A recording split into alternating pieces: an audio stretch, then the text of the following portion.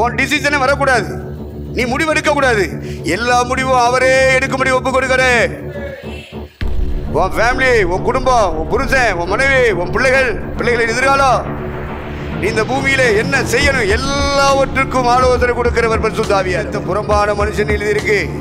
புறம்பான மனுஷனை மட்டுமே நீங்க போஷிக்கிறீர்கள், கொடுத்து வைக்கிறீர்கள், மினுக்குகிறீர்கள், கவர்ச்சிப்படுத்துகிறீர்கள். ஆனா உள்ளான மனுஷனை பத்தி கவலையே இல்லாம இருக்கிய. நீ எப்படி செத்தா பரலம் போவ? எப்படி போவ? அதெல்லாம் போகாமலா ஐயா இருப்போம் அப்படிலாம் சொல்லக்கூடாது. கதை டைலாக்ல பரிசுத்த ஆவியானவரை தந்திருக்கிறார், பைபிளை தந்திருக்கிறார். நம்ம கூட தனியா விடாம நம்ம கூட சேர்ந்து ஆராதிப்பதற்கு இந்த கூட்டத்தையும் தந்திருக்கிறார்.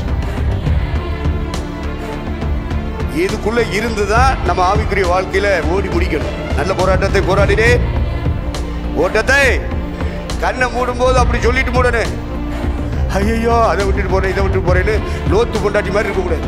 நல்லா கவனிங்க. பரிசுத்த ஆவியானவருடைய கைடன்ஸ் சில இடங்கள்ல கட்டாகுது அப்படின்னா உட்கார்ந்து ஜெபிக்கணும்னு அர்த்தம்.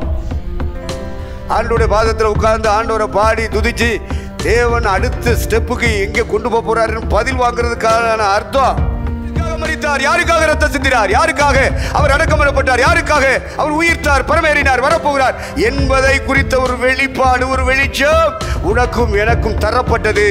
அந்த சுவிசேஷத்தை பிடித்து கொண்டும் அல்லவா அந்த சுவிசேஷம் நமக்குள்ளே அழியாமையையும் ஜீவனை உண்டாக்கி குறிப்பிட்ட அந்த நபரிடத்திலே கர்த்தர் பேசுகிறார்.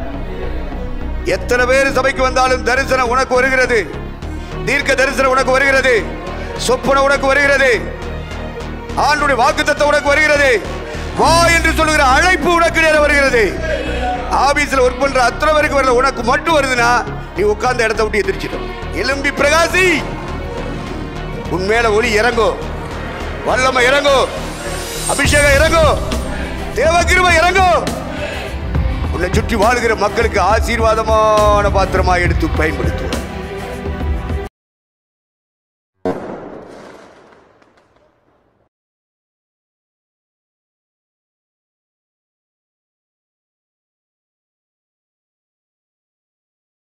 ஆண்டவருடைய பரிசுத்த நாமம் மகிமைப்படுவதாக. உங்களோடு கூட இணைந்து இந்த 3 நாட்களும் தேவனை மகிமைப்படுத்தவும் அவருடைய வார்த்தைகளை சிந்திக்கவும் தேவன் தந்த நல்ல வாய்ப்புக்காக நன்றியுடன் துதிக்கிறேன். அடுத்து இந்த வாய்ப்புகளை வருடந்தோறும் தந்து கொண்டிருக்கிற திருச்சபை மக்களுக்கும் தலைவர் ஐயாவுக்கும் என்னுடைய நன்றியை தெரிவித்துக் கொள்கிறேன். கர்த்தருக்கு ஸ்தோத்திரம்.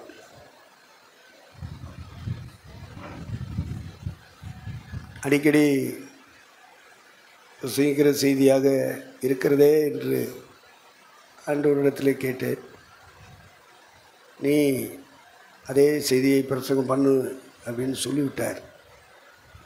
அதனால் அந்த வார்த்தைகளை சிந்திக்கும்படி நான் உங்களுக்கு முன்னே நிற்கிறேன். கர்த்தருக்கு ஸ்தோத்திரம். பிறந்த நாள் கொண்டாட்டத்தை பற்றி நம்முடைய தலைவர் சொன்னார்கள்.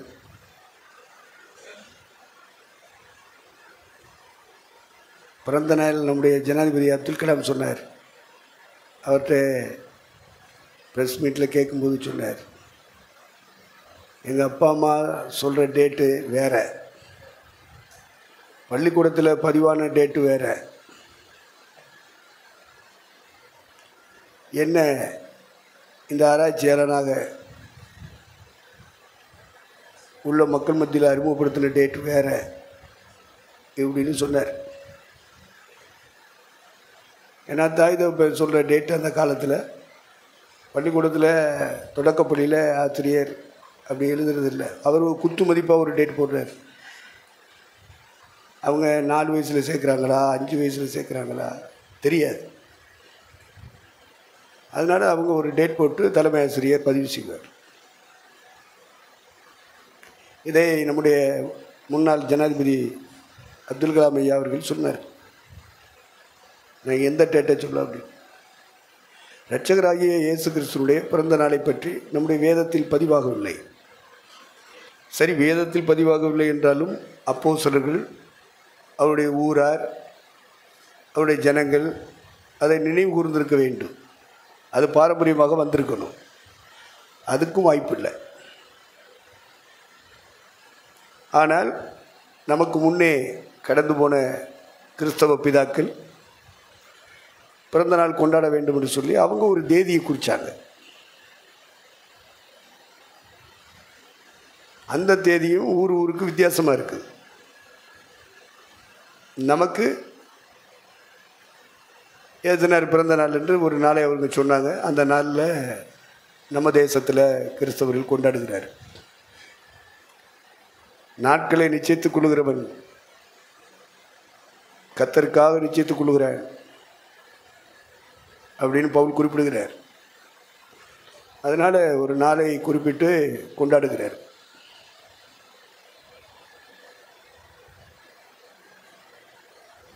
நமக்கு அந்த பிறந்த நாள் இல்லை. ஏன் இல்லை? பிறந்த நாள் ஒரு நாள் இருக்குது, கொண்டாடுவதில்லை. ஏன் கொண்டாடுவதில்லை? காசு இல்லை. சில ஆண்டுகளுக்கு முன்னே இஸ்ரேல் தேசத்தை ஒரு 60-70 பேர் டூராக போய் அப்படி சுற்றிட்டு வரோம். பஸ்ஸு போயிட்டுருக்கு. திடீர்னு பஸ்ஸுக்குள்ளேயே அனௌன்ஸ் பண்ணுறாங்க, இந்த 25 நம்மோடு கூட பயணம் பண்ணுகிற அன்புதாசன் அவர்களுக்கு பிறந்த நாள். ஆகவே நாம் எல்லாரும் எழுந்து, பஸ் போயிட்டுருக்கு, எல்லோரும் கரங்களை தட்டி அவரை வாழ்த்த வேண்டும் என்று அனௌன்ஸ் பண்ணாங்க. எல்லோரும் கரங்களை தட்டி வாழ்த்துறாங்க. எனக்கு அது செவியில் விழுல. அப்புறம் பக்கத்தில் கொஞ்சம் உங்கள் தாயா, எனக்கு ஆச்சரியமாக இருக்குது, இவங்களுக்கு இப்படி தெரியும் நம்ம பிறந்த நாள். அப்போது அந்த பாஸ்போர்ட்டை வச்சு அவங்க கண்டுபிடிச்சிருக்காங்க. அப்போ ஓடி கொண்டிருக்கிற பஸ்ஸில் பிறந்தநாள் வாழ்த்துக்களை அவர்கள் தெரிவித்தார்கள். ஒரு 60-70 பேர் இருப்பாங்க. அப்போ தான் எனக்கு தெரியும், ஓஹோ இன்றைக்கி நமக்கு பிறந்த நாள் அப்படின்னு சொல்லி புரிஞ்சுட்டேன். அதனால் இந்த பிறந்த நாள் கொண்டாடுவதிலே நம்முடைய மனதுக்கு உடன்பாடு கிடையாது.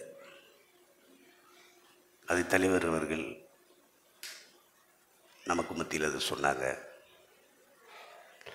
அதனால் நீங்கள் கொண்டாடக்கூடாதுன்னு இல்லை, நீங்கள் கொண்டாடலாம், உங்கள் பிள்ளைகளுக்கு நீங்கள் கொண்டாடலாம், வாழ்த்துக்களை தெரிவிக்கலாம், பரிசுகளை கொடுக்கலாம், அன்பு செய்யலாம். தேவதாசமரில் அழைத்து அந்த நாட்களில் ஆசீர்வாதங்களை சொல்லலாம், வசனங்களை சொல்லலாம், நீங்கள் செய்யலாம். ஏன்? உங்களுக்கு காசு இருக்குது, உங்களுக்கு வசதி இருக்குல்ல, செய்யலாம்ல. அதனால நீங்கள் செய்ய, நீங்கள் வாழ்த்துக்களை தெரிவிங்கள், பரிசுகளை கொடுங்கள். பிறந்த நாள்னு ஒன்று வச்சா தான் என் வீட்டில் ஒரு நல்ல ட்ரெஸ் எடுக்கிறாங்க, அதில் மண்ணள்ளி போட்டக்கூடாதுல்ல. அதனால் அலவுடு உங்களுக்கு. கர்த்தருக்கு ஸ்தோத்திரம், தேவனுக்கு மகிமை உண்டாகட்டும். அடுத்து ஐயா சொன்னார்கள், பதிவு செய்யணும், புத்தகமாக போடணும் அப்படின்னு சொன்னாங்க. அதை பற்றிய சிந்தை எங்களுடைய கிருபாசன ஐக்கியத்தில் எங்கள் பிதாக்களுக்கு இல்லை. அதை அவங்க வேறு மாதிரி சிந்திச்சிட்டாங்க. நம்மளை கொண்டு கர்த்தர் செய்த காரியங்களை, நாம் கடந்து வந்த பாதைகளை எழுதுனா நாமளே பீத்துனது மாதிரி இருக்கும், பெருமை பேச்சு பேசின மாதிரி இருக்கும். அது வேண்டாம் என்று சொல்லி எங்களுடைய பிதாக்கள் தவிர்த்து விட்டார்கள்.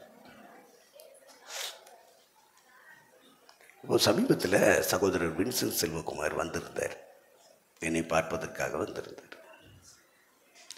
அப்போது ஒரு கருத்தை பதிவு செய்தார். இந்த சபையை பற்றிய உபதேசங்களை பதிவு செய்யணும், நீங்கள் அதுக்காக நேரம் ஒதுக்கி வந்துருங்க. பெங்களூரில் ஆன்லைன் ஸ்டுடியோ எல்லாமே ஆயத்தமாக இருக்குது, நீங்கள் வந்து பேசிகிட்டு இருந்தால் போதும் அப்படின்னு சொன்னார். அதெல்லாம் வேண்டாண்ணே, அவரை நான் அண்ணன்பேன், அவர் என்னை ஐயாம்பர். அது வேண்டாண்ணே, இதெல்லாம் எதுக்கு, ஏதோ இருக்க வரைக்கும் வசனத்தை சொல்லிட்டு போயிட்டே இருப்போம் இல்லை அப்படி சொல்லாதீங்க. ஆன்லைனில் பிற்கால சந்ததி தட்டி பார்ப்பான். சுவிசேஷகன் என்ற அழைப்புள்ளவன் தேடுவான். நான் மோகன் சேனனுடைய இதை பதிவு பண்ணிட்டேன். ராபர்ட் தீர்க்கதரிசி அந்த அழைப்புள்ளவன் ஆன்லைனில் தட்டி பார்ப்பான். ஏன் காரியங்கள் எல்லாம் நான் பதிவு பண்ணிட்டேன்.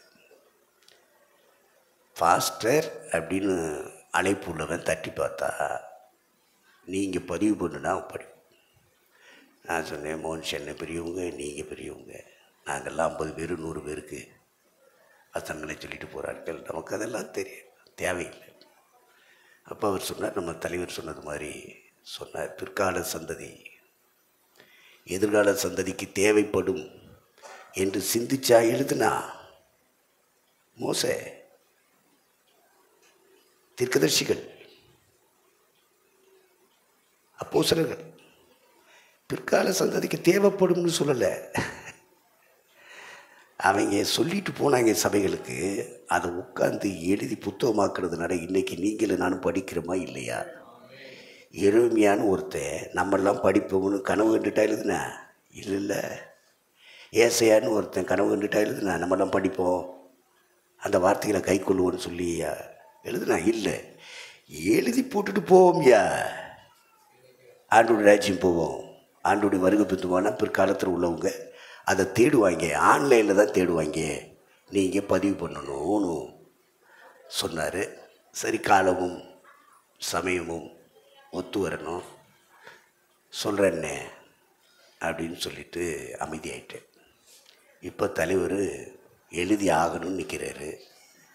அதனால் 26 எனக்கு ஊழியத்துக்கு அழைப்பே வரக்கூடாது, எவனும் கூப்பிடக்கூடாது அப்படின்னு அவர் சபையாகி உங்களுக்கு சொல்லிக் கொடுக்குறாரு. ஊழியம் வேணும் வேணும்னு நாங்கள் திடுறோம், அவருக்கு வரக்கூடாதுங்கிறாரு. செந்தூர் ஐயாவும் சேர்ந்து சொல்கிறாரு. அதுக்காக அவங்களுக்கு விலகி அவங்க அமர்ந்திருந்தால் நாம் எல்லாத்தையும் பதிவு செய்யலாம். ஒவ்வொன்றுக்கும் ஒரு தலைப்புகளை போட்டு பதிவு செய்யலாம். அப்போ ஃப்யூச்சரில் வர்ற ஜெனரேஷன், நெக்ஸ்ட் ஜெனரேஷன், சபைக்குள்ளே வர்ற இளம் ஊழியர்களுக்கும் திருச்சபை மக்களுக்கும் அது பயனுள்ளதாக இருக்கும் என்று அவர்கள் கருதுகிறார்கள். ஆகவே நம்மிடத்திலே ஜெபிக்கும்படி கேட்டுக்கொண்டார்கள். அப்படித்தான் நான் எடுத்துக்கிட்டேன். நீங்கள்லாம் எப்படி எடுத்துக்கிட்டீங்களோ தெரியல. எப்படி எடுத்தாலும் சரி, கர்த்தர் நம்மை நடத்த வேண்டும். கர்த்தருக்கு ஸ்தோத்திரம். ஆண்டவருடைய பரிசுத்த நாமம் மையப்படுவதாக. ஏசாயா தீர்க்கதரிசியின் புத்தகம் 60வது அதிகாரம் முதல் வசனத்தை தொடர்ந்துள்ள வசனங்களை வாசிப்போம். எழும்பி பிரகாசி, உன் ஒளி வந்தது, கர்த்தருடைய மகிமை உன்மேல் உதித்தது. இதோ இருள் பூமியையும் காரிருள் ஜனங்களையும் மூடும், ஆனாலும் உன்மேல் கர்த்தர் உதிப்பார், அவருடைய மகிமை உன்மேல் காணப்படும். உன் வெளிச்சத்தினத்திற்கும் ஜாதிகளும் உதிக்கிற உன் ஒளியிடத்துக்கு ராஜாக்களும் நடந்து வருவார்கள். சுற்றிலும் உன் கண்களை ஏறெடுத்து பார், அவர்கள் எல்லாரும் ஏகமாய் கூடி உன்னிடத்திற்கு வருகிறார்கள். உன் குமாரர் தூரத்திலிருந்து வந்து உன் குமாரத்திகள் உன் பக்கத்திலே வளர்க்கப்படுவார்கள். அப்பொழுது நீ அதை கண்டு ஓடி வருவாய், உன் இருதயம் அதிசயப்பட்டு பூரிக்கும். போதும். இப்படி ஒரு வாக்குறுதியை கர்த்தர் அந்த நாட்களில் சொன்னார் தம்முடைய ஜனங்களுக்கு. அதே வார்த்தைகளை நாம் இந்த ஆராதனை வேளையிலே நாம் எடுத்துக்கொள்கிறோம். கிறிஸ்துவுக்குள் வாக்குத்தத்தங்கள்லாம் ஆமென்றும் ஆமேன் என்றுமே இருக்கிறது, அல்லவென்று இல்லை. எல்லாம் தான் ஆமேன் தான். இப்போ இன்றைய தினத்திலே இந்த பகல் வேளையிலே எழும்பி பிரகாசி, உன் ஒளி வந்தது. இருள் பூமியை மூடிக்கொண்டுதான் இருக்கும், காரிருள் ஜனங்களை மூடிக்கொண்டுதான் இருக்கும்.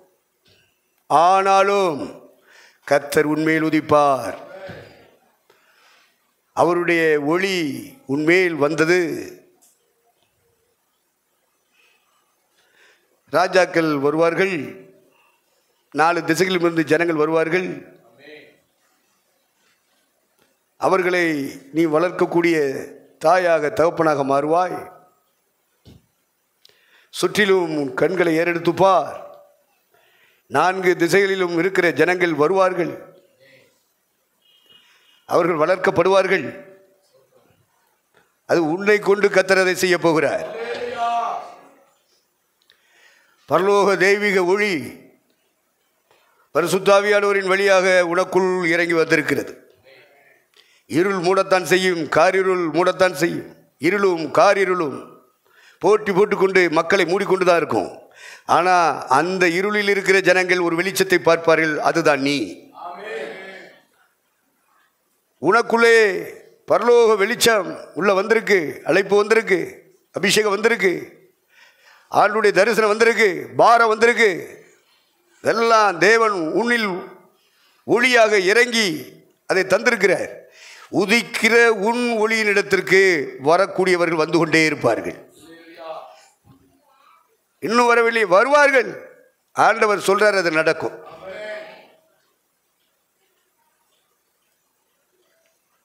இருளுக்குள்ள இருக்கிற ஜனங்கள், காரிருளுக்குள்ள இருக்கிற ஜனங்கள் கண்டிப்பாக வெளிச்சத்தை காண்பார்கள். பெரிய வெளிச்சம் நீதான். ஆண்டவராகிய இயேசு கிறிஸ்து இருந்த நாட்களில் இயேசுவின் மூலமாக அந்த வெளிச்சத்தை பெற்றார்கள். அதிலே தேவ சித்தத்தின்படி அவர் ஊழியங்களை நிறைவேற்றி கடந்து போனார். அதிலே வெளிப்படுத்தப்பட்ட வெளிச்சத்தை தான் மத்தேயு சுவிசேஷகன் பதிவிடுகிறான். இருளுக்குள் இருக்கிற ஜனங்கள் பெரிய வெளிச்சத்தை கண்டார்கள் என்று தீர்க்கதரிசி ஏசாயா சொன்னானே, அதன்படி இரட்சகர் இயேசுவின் வழியாக இஸ்ரேலிய மக்கள் வெளிச்சத்தை பெற்றுக்கொண்டார்கள். ஆகவே இருளையும் காரிருளையும் கவனித்து பார்த்து பின்வாங்கிடக்கூடாது. அதுக்குள்ள வெளிச்சம் கொடுக்கத்தான் கர்த்தர் உங்களை வைத்திருக்கிறார். அறியாமை என்னும் இருள், பாவம் என்னும் இருள்,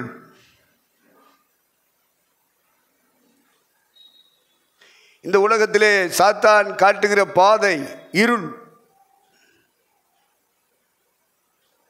எல்லாம் இருளுக்குள்ள கிடக்கு. வெளிச்சம் பரலோக வெளிச்சம். இந்த உலகத்தில் பரலோகத்தை பற்றிய நம்பிக்கை இல்லை, மெய் தேவனை குறித்த அறிவில்லை, செத்தால் ஆண்டவர் உயிரோடு எழுப்புவார் என்கிற அறிவில்லை. உயிரோடு இருக்கும் பொழுது இயேசு வருவாரானால் இந்த சரீரம் மர்வம் அடையும் என்ற அறிவில்லை. அறியாமை என்னும் இருளுக்குள்ளே ஜனங்கள் இருக்கிறார்கள். சபைகள் இருக்கிறது,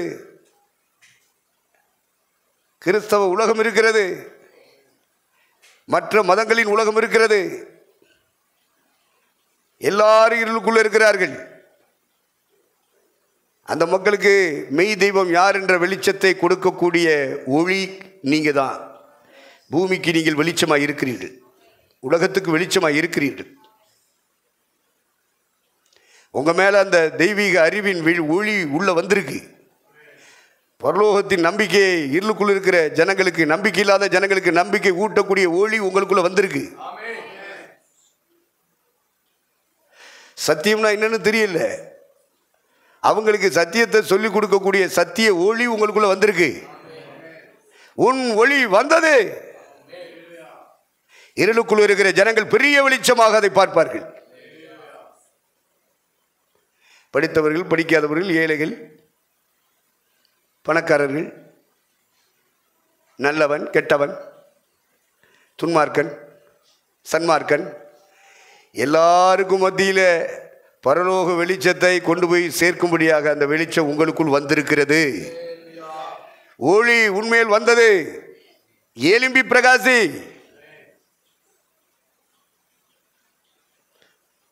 நாம் எழுந்தால்தான் அதை செய்ய முடியும். அந்த எழுப்புதலை பற்றி, எழுந்திருக்குதலை பற்றி எபேசியர் நிருபம் 5ஆம் அதிகாரம் 14ஆம் வசனத்தை நாம் வாசிக்க கேட்போம். ஆதலால் தூங்குகிற நீ விழித்து மரித்தோரை விட்டு எழுந்திரு, அப்பொழுது கிறிஸ்து உன்னை பிரகாசிப்ப என்று சொல்லி இருக்கிறார். அப்போ நம்ம எந்திரிச்சா தான் ஆண்டவர் நம்மளை பிரகாசிப்பாராம், நம்மை பிரகாசமுள்ளவராக மாற்றுவார். ஆர்எஸ் மங்கலத்தில் ஊழியத்தில் பொறுப்பில் வச்சுருந்தாங்க. அப்போது பக்கத்தில் உப்பூர் இருக்கிறது. அந்த உப்பூருக்கு போகிற பாதையில் கலங்காப்புலின்னு ஒரு கிராமம், அதை ஒட்டி வெட்டுக்குள்ளன்னு ஒரு கிராமம். இந்த வெட்டுக்குளம் கிராமத்தில் ஒரு வீட்டு கூட்டம், சகோதரமார்கள் ஒரு 4-5 பேர் நாங்கள் அங்கே போகிறோம் சைக்கிளில். ஆர்எஸ் முகத்துக்கு வாரம் போய் பாடல்களை பாடி ஆண்டுடைய வசனங்களை சிந்திச்சு அப்படி ஒரு கூட்டத்தை நடத்திட்டு வந்துகிட்டே இருப்போம்.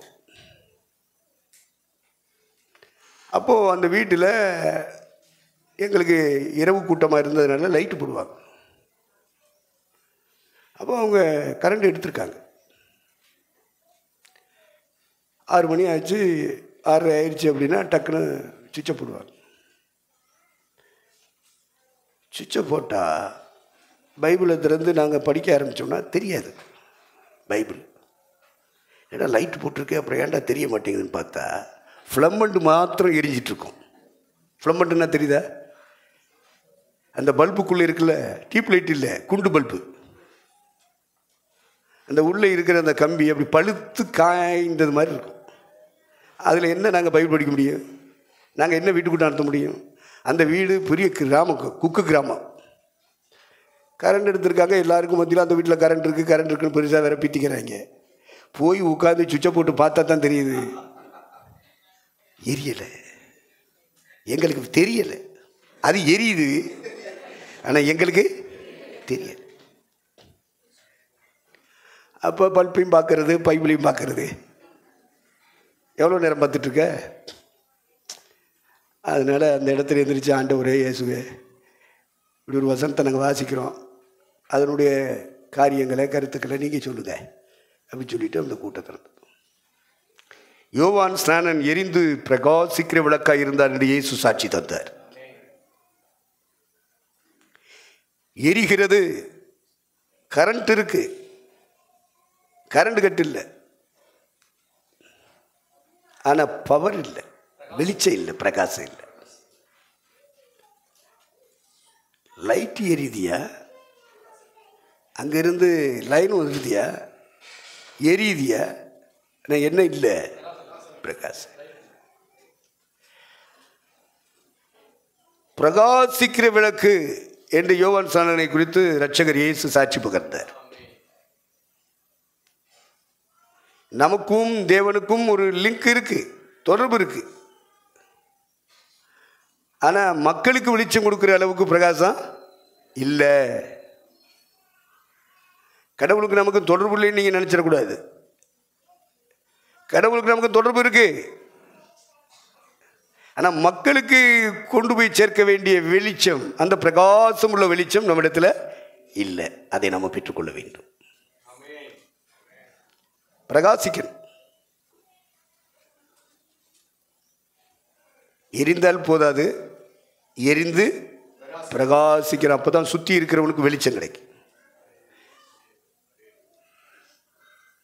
நீங்கள் உலகத்துக்கு வெளிச்சமா இருக்கிறீர்கள் இயேசு சொன்னார்.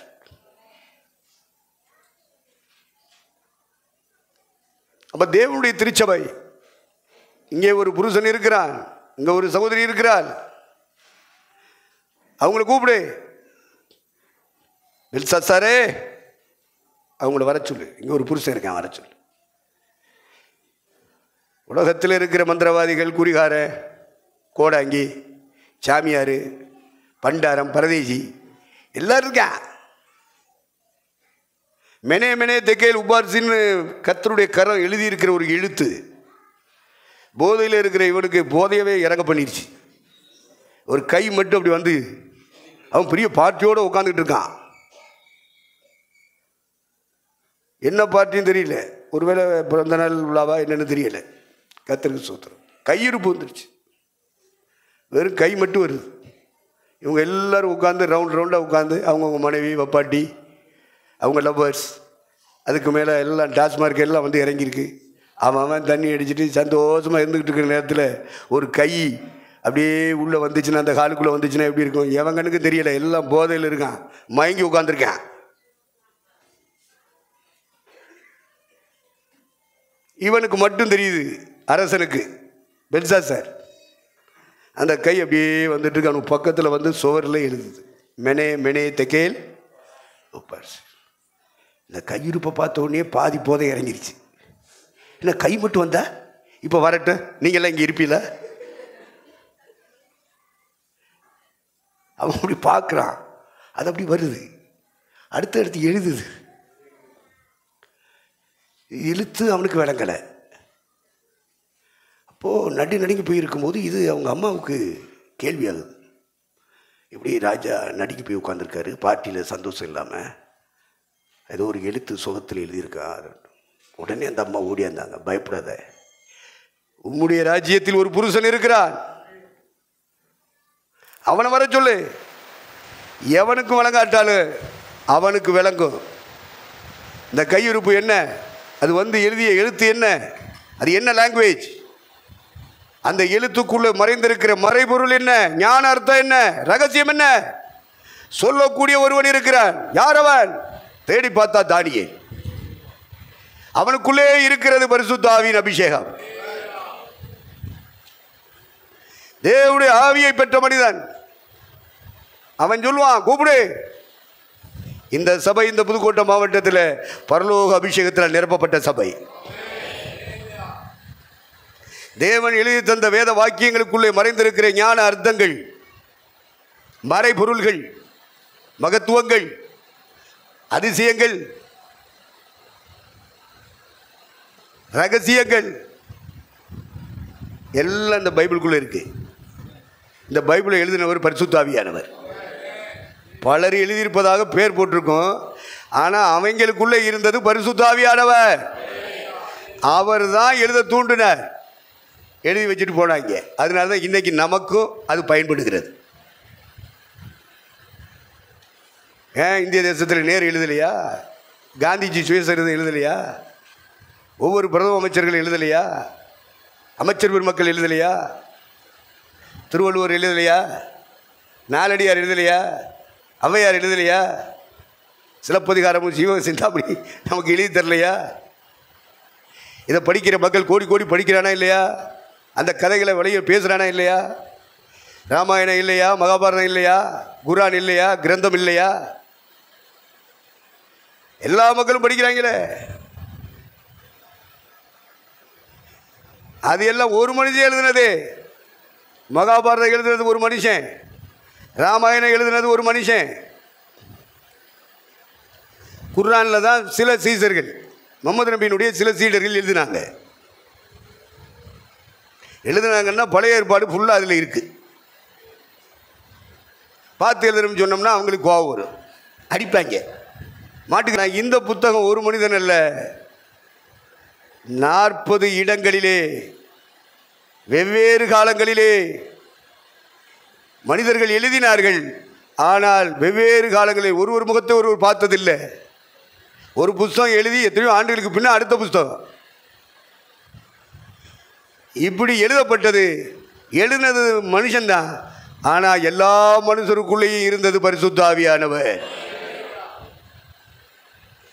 அந்த பரிசுத்த ஆவியானவர் எழுதி கொடுத்த புத்தகங்கள் எல்லாம் தொகுக்கப்பட்டு ஒழுங்குபடுத்தப்பட்டு அது பிரிண்டிங் ப்ரெஸ் கண்டுபிடிச்சதுக்கு பிறகு நமக்கு புத்தக வடிவில் நம்ம கையில் வந்து சேர்ந்துருக்கு. அப்போ இது சேர்ந்துருக்குன்னா சும்மா இல்லை, தேவன் ஏதோ ஒரு திட்டம் நம்ம மேலே வச்சிருக்கிறார். அதனால தான் அவருடைய காரியங்கள் எழுதப்பட்ட புத்தகம் உன் கையில் என் கையில் கற்று தந்திருக்கார். அப்படி எத்தனை பேர் விசுவாசிக்கிறீங்க? அப்போ தெய்வ திட்டம் உங்கள் மேலே என் மேலே இருக்கா இல்லையா? இந்த சபை மேலே இருக்கா இல்லையா? நம்முடைய ஊழியக்காரர்கள் மேலே இருக்கா இல்லையா? இருக்கு. பரிசுத்த ஆவியானவர் கொண்டு வந்திருக்கு. ஆகவே தான் வேத வாக்கியங்களை நாம் இன்றைக்கும் நாம் சிந்திக்கும் பொழுது அது நமக்கு உயிர் உண்டாக்குகிறது, ஜீவனை பிறப்பிக்கிறது. கர்த்தருடைய வேதம் குறைவற்றது, ஆத்துமாவை சொல்லுங்க. கேட்டுக்கிட்டு கம்முன்னு இருக்கல, நான் மட்டும்தான் பேசணுமா? நீங்கள் இடையில பேசக்கூடாதா? படித்து மனப்பாடம் பண்ண தானே சொல்கிறதுக்கு. பைபிளு ஞாயிற்றுக்கிழமை கூட தொடர்றதில்லை சில பரிசுத்தவான்கள். சும்மா கையை வீசிக்கிட்டு வாருது, கையை வீசிக்கிட்டு போகிறது. ஒரு காணிக்கை போட்டுட்டு போயிட்டா பரலம் பெற முடியுமா? ஆத்துமாவை உயிர்ப்பிக்கிற தேவனுடைய வார்த்தைகள் உங்களுக்கு எனக்கு கிடைத்து கொண்டே இருக்கணும். 3 நேரம் இந்த உடலுக்காக சாப்பிட்றோம், இடையிலையும் திங்கிறோம், குடிக்கிறோம். அதை விட முக்கியமானது, நம்முடைய உடலை விட முக்கியமானது உனக்குள்ள எனக்குள்ள இருக்கிற ஆத்துமா. அப்போஸ்தலனாகிய யோவான் சொல்லுகிறார், உன் ஆத்துமா வாழுகிறது போல நீ எல்லாவற்றிலும் வாழ்ந்து சுகமாயிரு. உனக்கும் எனக்குள்ளே ஒரு ஆத்துமா இருக்கு, அதுக்கு உயிர் இருக்கா? உயிர் இருந்தால் அதுக்கும் பசிக்கு, அதுக்கும் தாகம் எடுக்கும். உடலுக்கு சாப்பாடு, தாகத்துக்கு தண்ணி, ஹார்லிக்ஸு ஒன்றுட்டா வசதி உள்ளவங்களுக்கு ஏற்றபடி சாப்பிடுவான். லைம் ஜூஸை சாப்பிட்றா, பழங்களை புளிஞ்சு சாப்பிட்றா. புளிய முடியலைன்னா ஃபோன் விட்டாவா வாங்கி சாப்பிட்றா. ஃபோன் விட்டா என்ன, எல்லாம் பழத்துலேருந்து சீருது, காம்ப்ளேன் எல்லாம் அதுலேருந்து வருது, ஹார்லிக்ஸ் எல்லாம் அவங்க எல்லாத்தையும் பக்குவப்படுத்தி அதை பாட்டில் அடைச்சடிச்சு தர. சில ஆளுகள் பழங்களை வாங்கிட்டு வந்து வெட்டி சாப்பிட்றாங்க. என் நாடுகள் மேய்ச்சலி நாடுகள். வாங்கிட்டு வந்து காய்கறி கடையிலேருந்து வாங்கிட்டு வந்து, பழக்கடையிலேருந்து வாங்கிட்டு வந்து, பலசரக்கு கடையிலேருந்து வாங்கிட்டு வந்து, அரிசி கடையிலேருந்து வாங்கிட்டு வந்து செஞ்சு சாப்பிட்டுட்டே இருப்பான். ஆண்டவர் தெளிவாக சொன்னார், என் ஜனங்கள் என் கைக்குள்ளான ஆடுகளும் மேய்ச்சலி நாடுகளுமாக இருக்கிறார். அப்போது என் வழியாய் ஒருவன் உள்ளே பிரவேசித்தால் உள்ளும் புறம்பும் மேய்ச்சலை கண்டடைவான். உடலுக்குரிய ஆகாரத்தையும் தாகத்தை தீர்க்கிற அந்த தண்ணீரையும் தண்ணீருக்கு அடுத்த பானங்களையும் இவன் புசிப்பான். இது புறம்பான மேய்ச்சல். உள்ளான மேய்ச்சல் எது? ஆத்துமா பிழைக்கும்படியாக ஆண்டுடைய வார்த்தைகளை கேட்பதும் ஆவியிலே நிரம்புவதும் தான் ஆத்துமாவுக்குள்ள ஆகாரம், தண்ணீர். இது உங்களுக்கு கிடைக்குதா? ஞாயிற்றுக்கிழமை வரும்போதே பைபிளை தூக்கிட்டு போனால் 4 பேருக்கு மத்தியில் அசிங்கம்னு நினைக்கிறாங்களா நம்ம பைபிளுங்க? எங்கடா பைபிள் பின்னாடி இருக்கியா? எங்கடா பின்னாடி எடுத்து காமிக்கிறான் மொபைலு. கர்த்தருக்கு ஸ்தோத்திரம். நல்லது. கர்த்தருடைய வார்த்தை, பைபிளில் இருக்கிற வார்த்தை நம்முடைய மனதிலே எழுதப்பட வேண்டும். அவனுடைய தேவன் அருளிய வேதம் அவன் இருதயத்தில் இருக்கிறது. 37-31 சங்கீதம். அவனுடைய தேவன் அருளிய வேதம் அவன் இருதயத்தில் இருக்கிறது, அவன் நடைகளில் ஒன்றும் பிசகுவதில்லை. அப்போ பைபிளில் இருக்கிற வசனம் இருதயத்துக்கு வரணும், மொபைலில் இருக்கிற வசனம் இருதயத்துக்கு வரணும், மனசுக்குள்ளே வரணும். படித்தா தான் வரும், அடிக்கடி கேட்டால் தான் வரும். இல்லைன்னா நம்முடைய இருதயத்தில் மனசுக்குள்ளே வராது. ஏதோ ஞாயிற்றுக்கிழமை வந்துட்டு பள்ளிக்கூடத்துக்கு போயிட்டு வீட்டில் வந்து தூக்கி போட்டு அப்புறம் அடுத்த நாள் ஸ்கூலுக்கு போகும்போது தான் தேடும். அது மாதிரி பைபிளை வச்சுட்டு இருந்தா இப்படி. ஆகவே வேதம் பரிசுத்த ஆவியானவர் எழுதி கொடுத்தது. அவர் எழுதி கொடுத்த எழுத்துக்களுக்குள்ளே ஞானம் மறைந்திருக்கிறது, மறை பொருள் உள்ளே இருக்கிறது, அதிசயங்கள் உள்ளே இருக்கு, மகத்துவங்கள் உள்ளே இருக்கு, ரகசியங்கள் உள்ளே இருக்கு. சும்மா பைபிள் வாசிக்கிறவங்க வாசிச்சு விட்டுட்டு போயிடக்கூடாது. உள்ளே இருக்கிற அதிசயத்தை நீ எடுக்கணும், மறைபொருளை நீ எடுக்கணும், ஞான அர்த்தங்களை நீ எடுக்கணும். அதுதான் வேதம் படிக்கிறது. சும்மா ஆதியாகமத்திலேருந்து வெளிப்படுத்த வரைக்கும் நான் 100 தடவை வாசிட்டேன் ஐயா, 150 தடவை வாசிட்டேன்னு சாட்சி சொல்கிறேன். எதுக்குடா வாசிச்சேன்னு சொல்கிறதுக்காக வாசிச்சிருக்கேன். இந்த சாட்சியை பரலோகம் ஏற்றுக்கிறோமா? வேத வாக்கியங்களை ஆராய்ந்து பாருங்கள், அவைகளால் நித்திய ஜீவன் உண்டென்று எண்ணுகிறீர்களே, என்னை குறித்து சாட்சி கொடுக்கிறவைகளும் அவைகளே. ஆண்டவர் இயேசு சொல்லிக் கொடுத்தார். ஆராய்ந்து பாருங்கடா, தியானிச்சுட்டு வா. வேத வாக்கியங்களை ஆராய்ச்சி பண்ணு. அதுக்கு ஆவியானவர் உனக்கு உதவி செய்வார். ஏசாயா 34:16.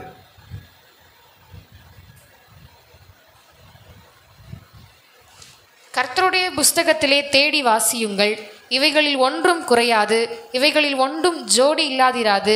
அவருடைய வாய் இதை சொல்லிற்று, அவருடைய ஆவி அவைகளை சேர்க்கும். பரிசுத்த ஆவியானவர் உங்க மேல என் மேல இருந்தா எந்த வசனத்தை எந்த வசனத்தோட சேர்த்து காண்பிக்கணும்னு அவருக்கு தான் தெரியும்.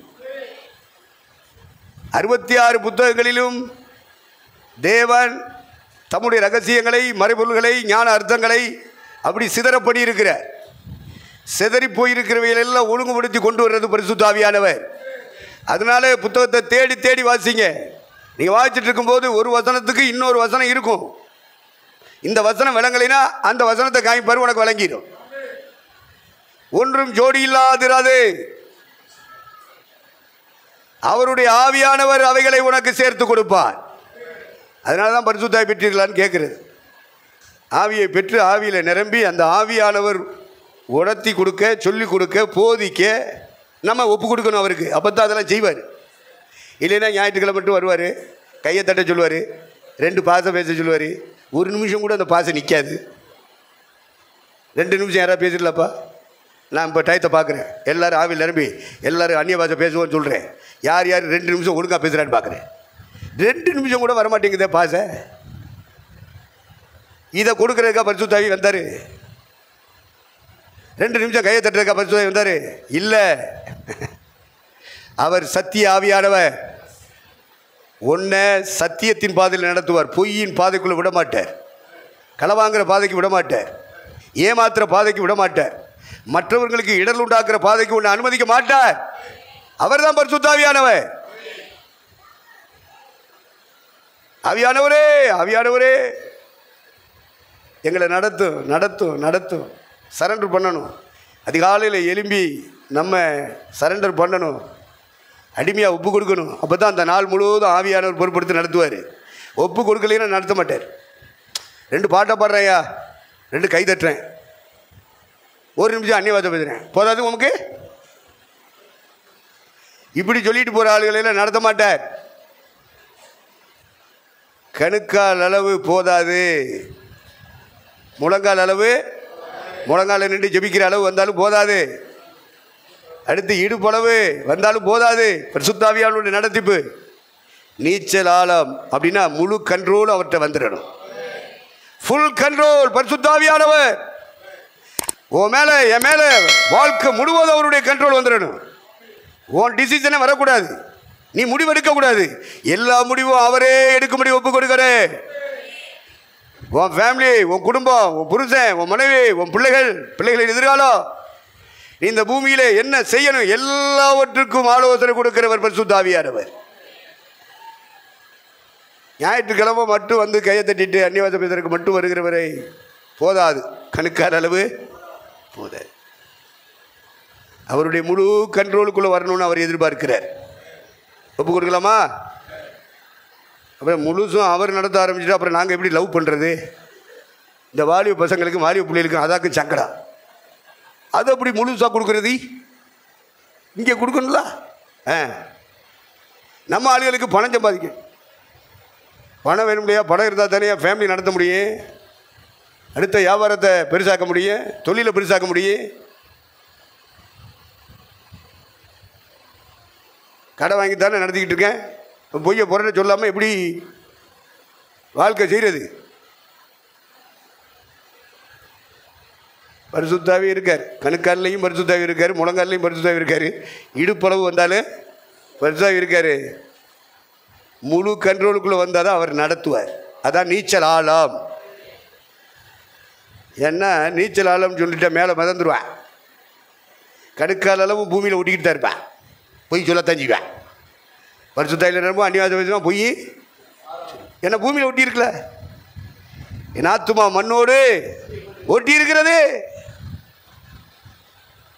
முழங்காலில் நின்று நல்லா கண்ணீரோட ஜெபம் பண்ணுவான். அங்கே போனோடனே அவன் ஜெபத்துக்கு எதிராக சோதனை வரும். உடனே என்ன பண்ணுவேன்? ஒத்து போயிடுவேன்.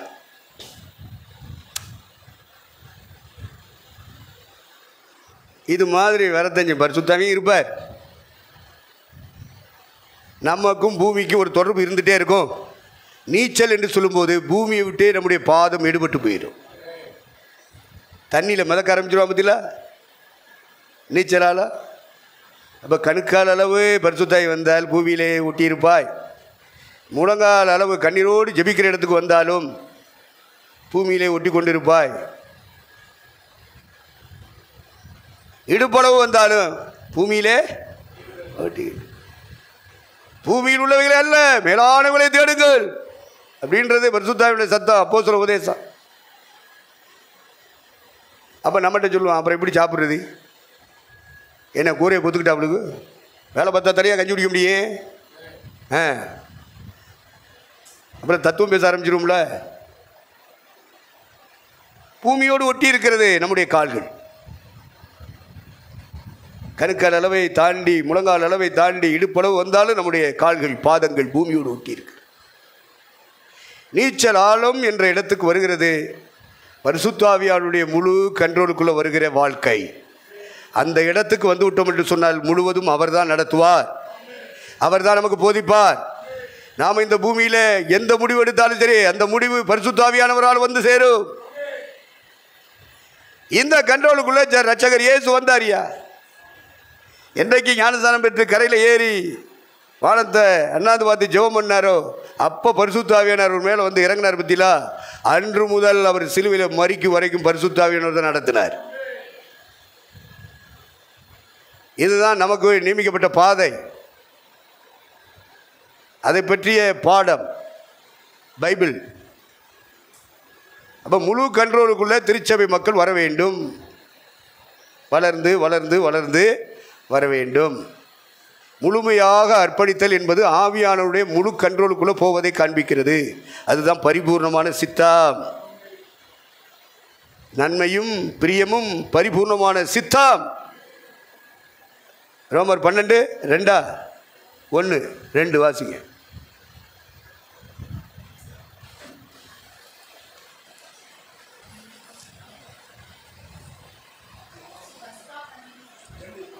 நீங்கள் இந்த பிரபஞ்சத்திற்கு ஒத்த வேஷம் தெரியாமல் தேவனுடைய நன்மையும் பிரியமும் பரிபூர்ணமான சித்தம் இன்னதென்று பகுத்தறியத்தக்கதாக உங்கள் மனம் புதிதாகிறதினாலே மறுரூபமாகுங்கள்.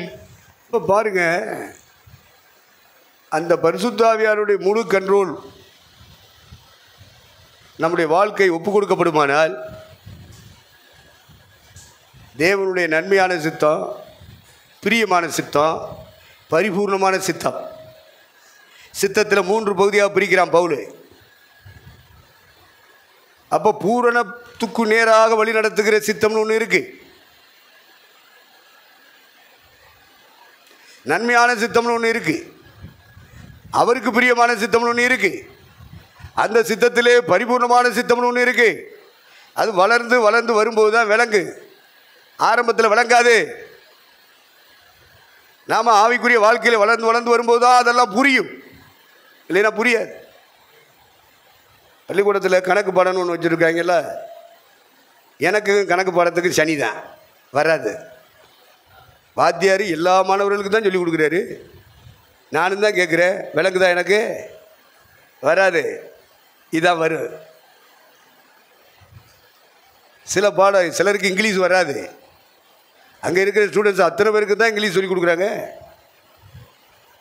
எல்லா பயிலும் 40, 50, 60, 70, 80, 90, 100 நிற்கிறான். அதே இடத்துக்குள்ளே தான் நான் இருக்கேன், வரமாட்டேங்குதா. நான் என்ன செய்ய?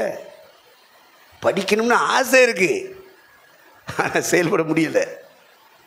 இதுபோல் பரலோகம் போடணும்னு ஆசை இருக்கு. நீதிமான் மரிப்பது போல் நான் மரிப்பேனாக என்று ஜெபமும் பண்ணினா பிழையம்.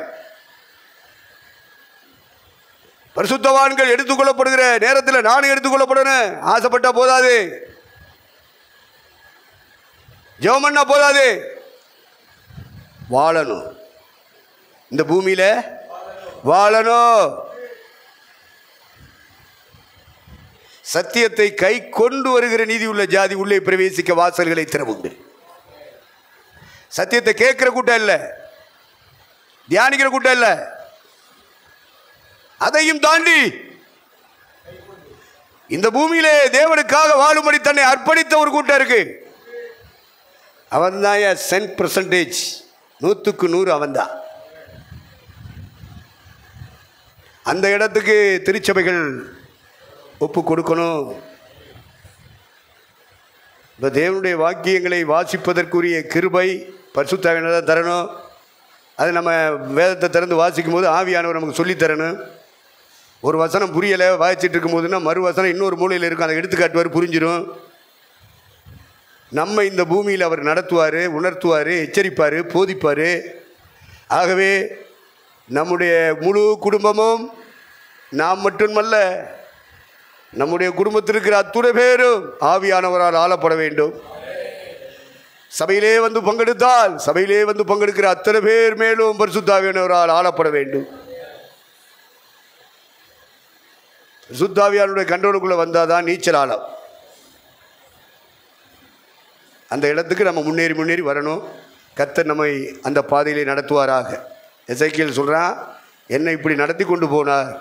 ஆவியானவர் என்னை கணுக்கால் அளவு, முழங்கால் அளவு, இடுப்பளவு, நீச்சல் ஆழம் என்று அவனை கர்த்தர் நடத்தி கொண்டு போனார் என்று அவன் பேசுகிறான்.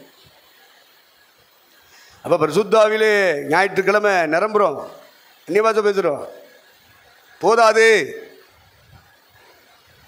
அதில் ஒரு வளர்ச்சிகளை நாம் கண்டுபிடிக்க வேண்டும். அந்த எல்லைகளுக்குள்ள போகணும். இதிலே நின்றக்கூடாது. இஸ்ரவேலின் பரிசுத்தரை மட்டுப்படுத்தாதிருங்கள்.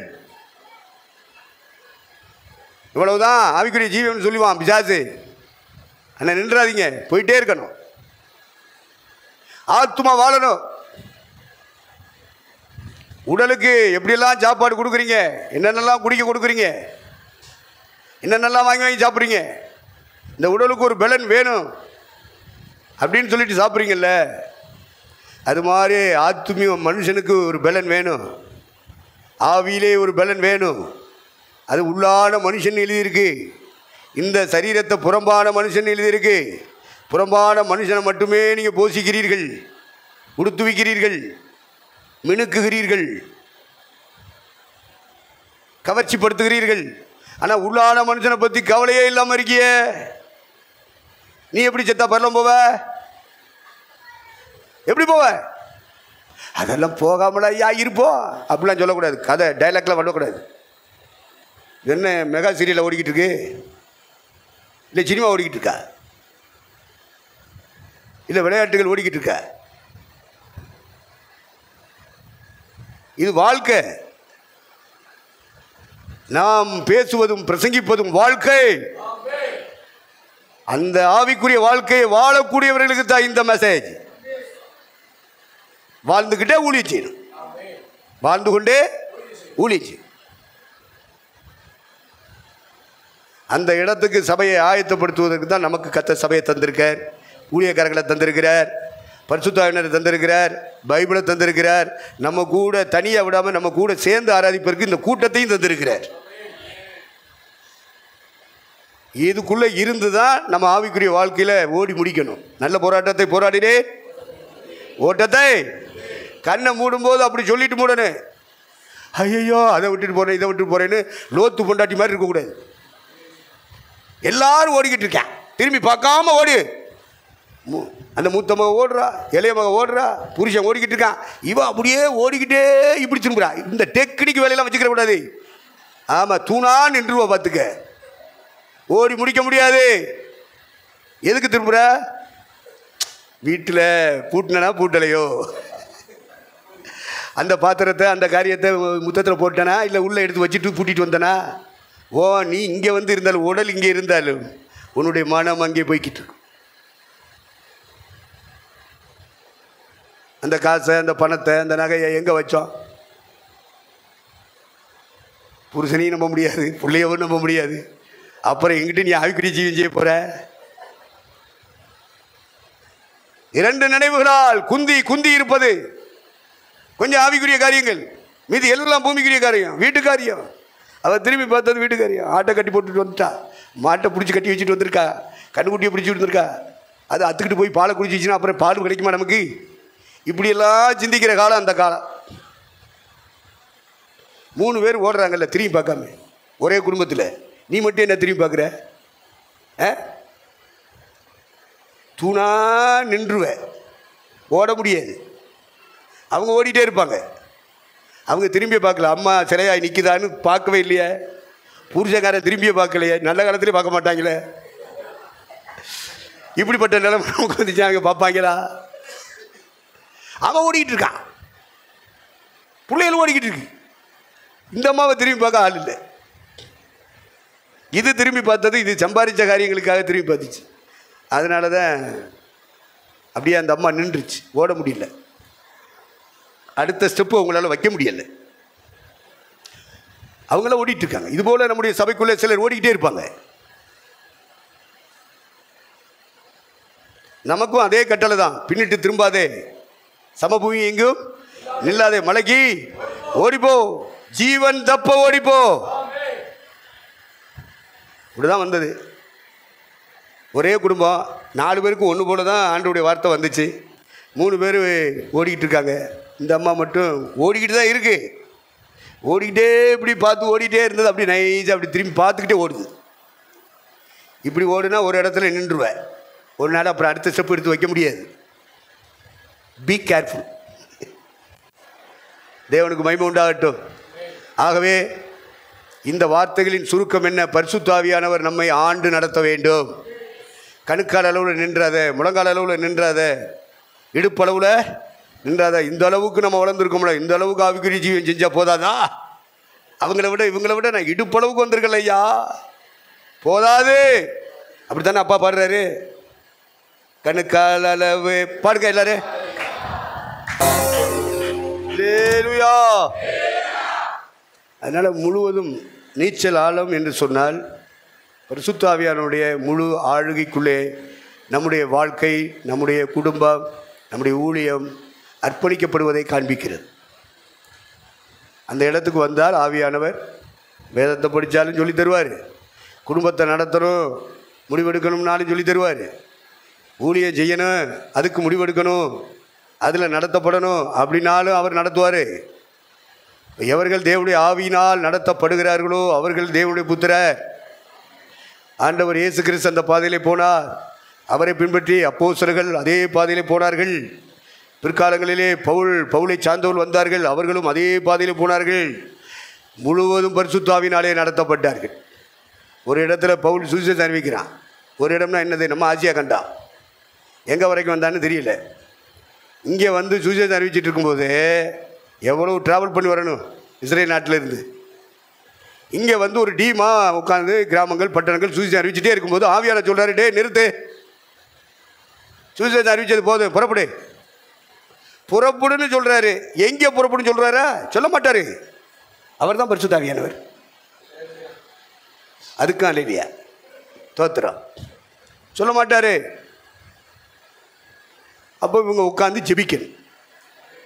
இவங்க என்ன செய்கிறாங்க? அப்போ சுவிசேஷம் அறிவிக்கிறது நல்ல காரியம் தானே, தேவ காரியம் தானே, அதை ஏன் தடுக்கணும்?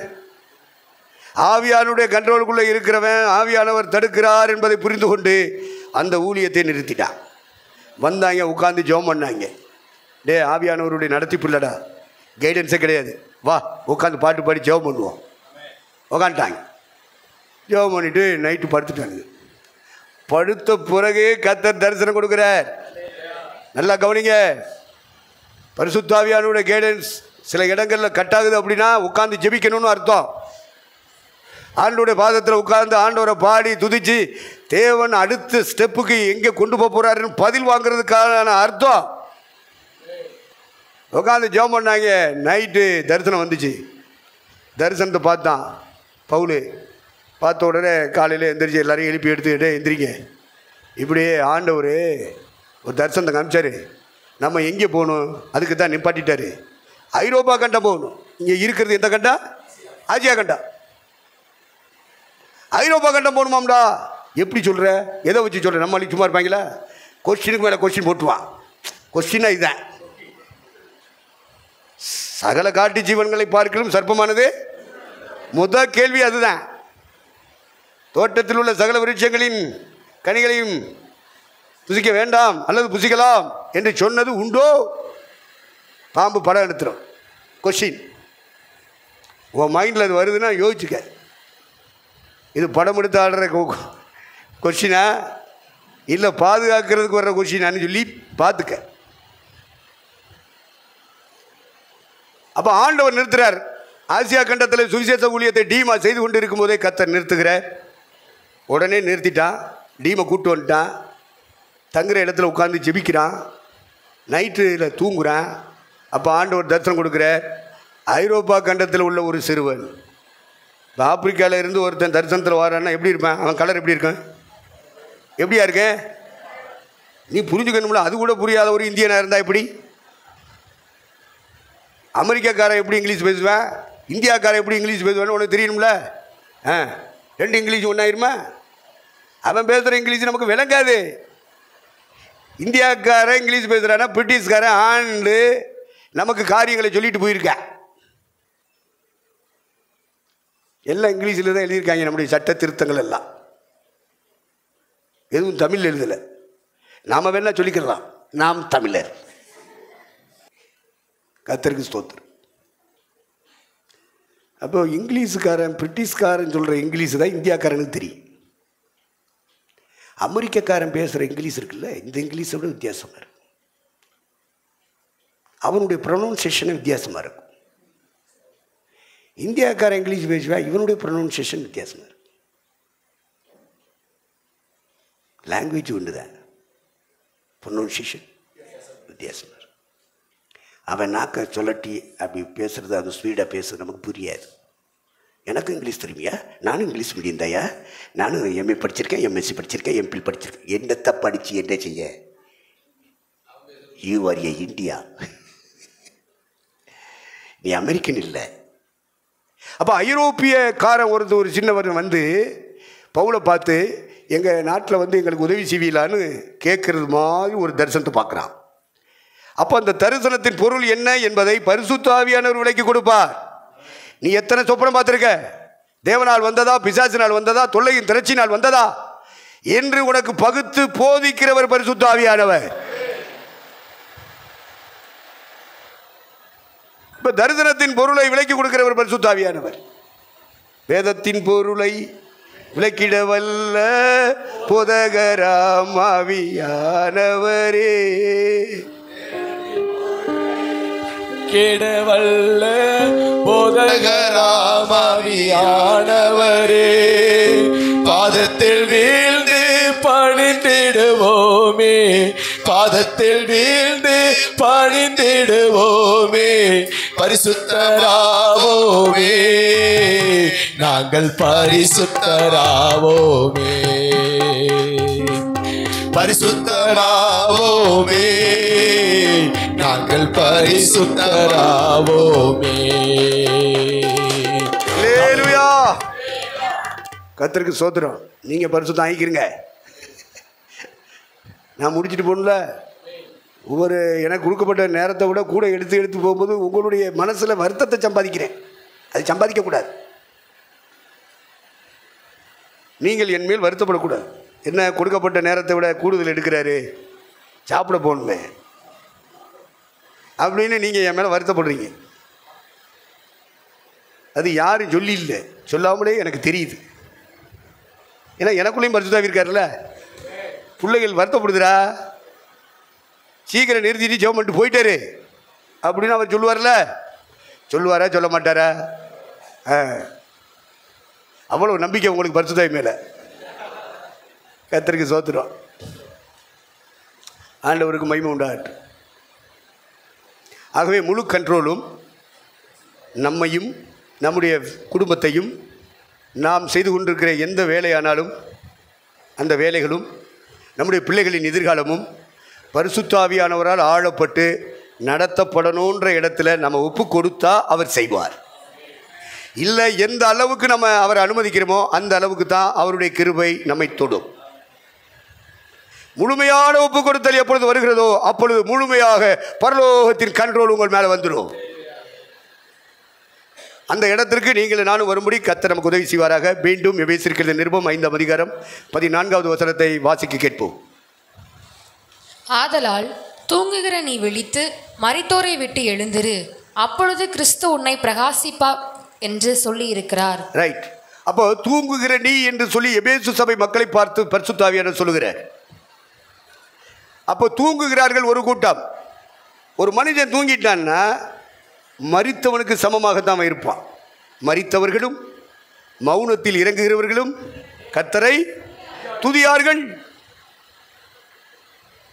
நாம் இப்போ கூட்டத்துக்கு வர்றோம், தூங்கிட்டோம், எல்லாரும் பாடிக்கிட்டு இருப்பான். நம்ம பாட முடியுமா தூங்கிட்டா? அப்போ தூங்குகிற நீ விழிக்கணும். செத்தவனுக்கு ஒன்றும் தெரியாது, சுற்றி என்ன நடக்குதுன்னே தெரியாது பாருங்க. அது மாதிரி தூங்குறவனும் மாறிடுவான். தூங்குறவனும் செத்தவனும் ஒன்றாத்தான் இருப்பான். எதில்?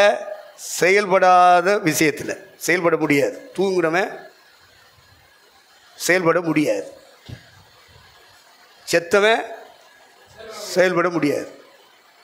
அப்போ ஆண்டவர் சபை மக்களை பார்த்து சொல்லுகிறார், தூங்குகிற நீ விழித்து எழும்பு. மரித்தோர் மாதிரி நிற்காத. செத்தவன் ஒன்றும் செய்ய முடியாது. அது மாதிரி நீ சபைக்குள்ளே இருந்துக்கிட்டு நீ செத்து போனவனை போல நீ தூங்கிக்கிட்டு இருக்கியே, செயல்படாமல் இருக்கியே. செயல்படுவதற்காக நீ எழுந்திருக்கணும். எழுந்திருக்கணும்னா நீ எழும்புனா தான் நான் உன்னை பிரகாசிப்பேன் என்று கர்த்தர் சொல்லுகிறேன். மரித்தோரை விட்டு எழுந்திரு, அப்பொழுது கிறிஸ்து உன்னை பிரகாசிப்பார். சபைக்குள்ளே இருந்தாலும் செத்து போனவன் எப்படி இருக்கானோ அது மாதிரி சபை மக்கள் நீங்கள் நானும் இருக்கக்கூடாது. விழித்தவர்கள், வேலை செய்கிறவர்கள், உழைக்கிறவர்கள் எப்படி செயல்படுகிறார்களோ அதுபோல சபைக்குள்ளே எப்படி செயல்பட வேண்டுமோ அப்படி செயல்பட வேண்டும். செயல்படணும் அப்படின்னா நாம் எலும்ப மனசு வைக்கணும். பாருங்க, மரித்தோரை விட்டு எழுது. இது அப்படியே ஆவிக்குள்ள நம்ம ஒரு சத்தியத்தை நம்ம படிக்கணும்னு போனோம்னா, அக்கிரமங்களினாலும் பாவங்களினாலும் மரித்தோராக இருந்த உங்களை உயிர்ப்பித்தார். எபேசியர் 2:1. அக்கிரமங்களினாலும் பாவங்களினாலும் மரித்தவர்களாய் இருந்த உங்களை உயிர்ப்பித்தார். அப்போ நம்ம வாழ்க்கையில் பாவத்துக்கு இடம் கொடுக்கும்போது, அக்கிரமத்துக்கு இடம் கொடுக்கும்போது, வசனத்தை மீறுகிற இடத்துக்கு இடம் கொடுக்கும்போது நம்முடைய ஆத்துமா என்ன செய்கிறது? மரித்து விடுகிறது. அப்படித்தான் நம்ம வாழ்ந்துட்டு இருந்தோம். உலகத்தில் இருக்கிற மக்கள் எல்லாரும் ஆத்மாவிலே மரித்தவர்கள். சரீரத்தில் உயிரோடு இருக்கிறார்கள், ஆத்மாவிலே மரித்தவர்கள். அவன் எம்பிபிஎஸ்ஸாக இருப்பான், அவன் எம்எல்ஏவாக இருப்பான், எம்பியாக இருப்பான், அமைச்சராக இருப்பான், சிஎம்மாக இருப்பான், பிஎம்மாக இருப்பான், ஜனாதிபதியாக இருப்பான். ஆனால் ஆத்மாவிலே எப்படிப்பட்டவர்கள்? சொல்லுங்க வாயை திறந்து. ஆன்மீகத்திலே, ஆவிக்குரிய வாழ்க்கையிலே செத்து போனவர்கள். அவங்கள போல நீனு இருக்காத. அவங்க மத்தியில் இருந்து தான் உன்னையும் என்னையும் கர்த்தர் இந்த கூட்டத்தில் கூட சேர்த்திருக்கார். புரிஞ்சுக்கோ. அப்படித்தான் வாழ்ந்துட்டு இருந்தோம். ஆத்மாவிலே செத்தவர்களோடு தான் நாமும் ஆன்மாவிலே செத்தவர்களாக வாழ்ந்து கொண்டிருந்தோம். தேவனோ இரக்கத்தில் ஐஸ்வர்யம் உள்ளவராய், கிருபையில் ஐஸ்வர்யம் உள்ளவராய், இரட்சகராகிய இயேசு கிறிஸ்துவின் சிலுவை மரணத்தை நமக்கு காண்பித்தார்.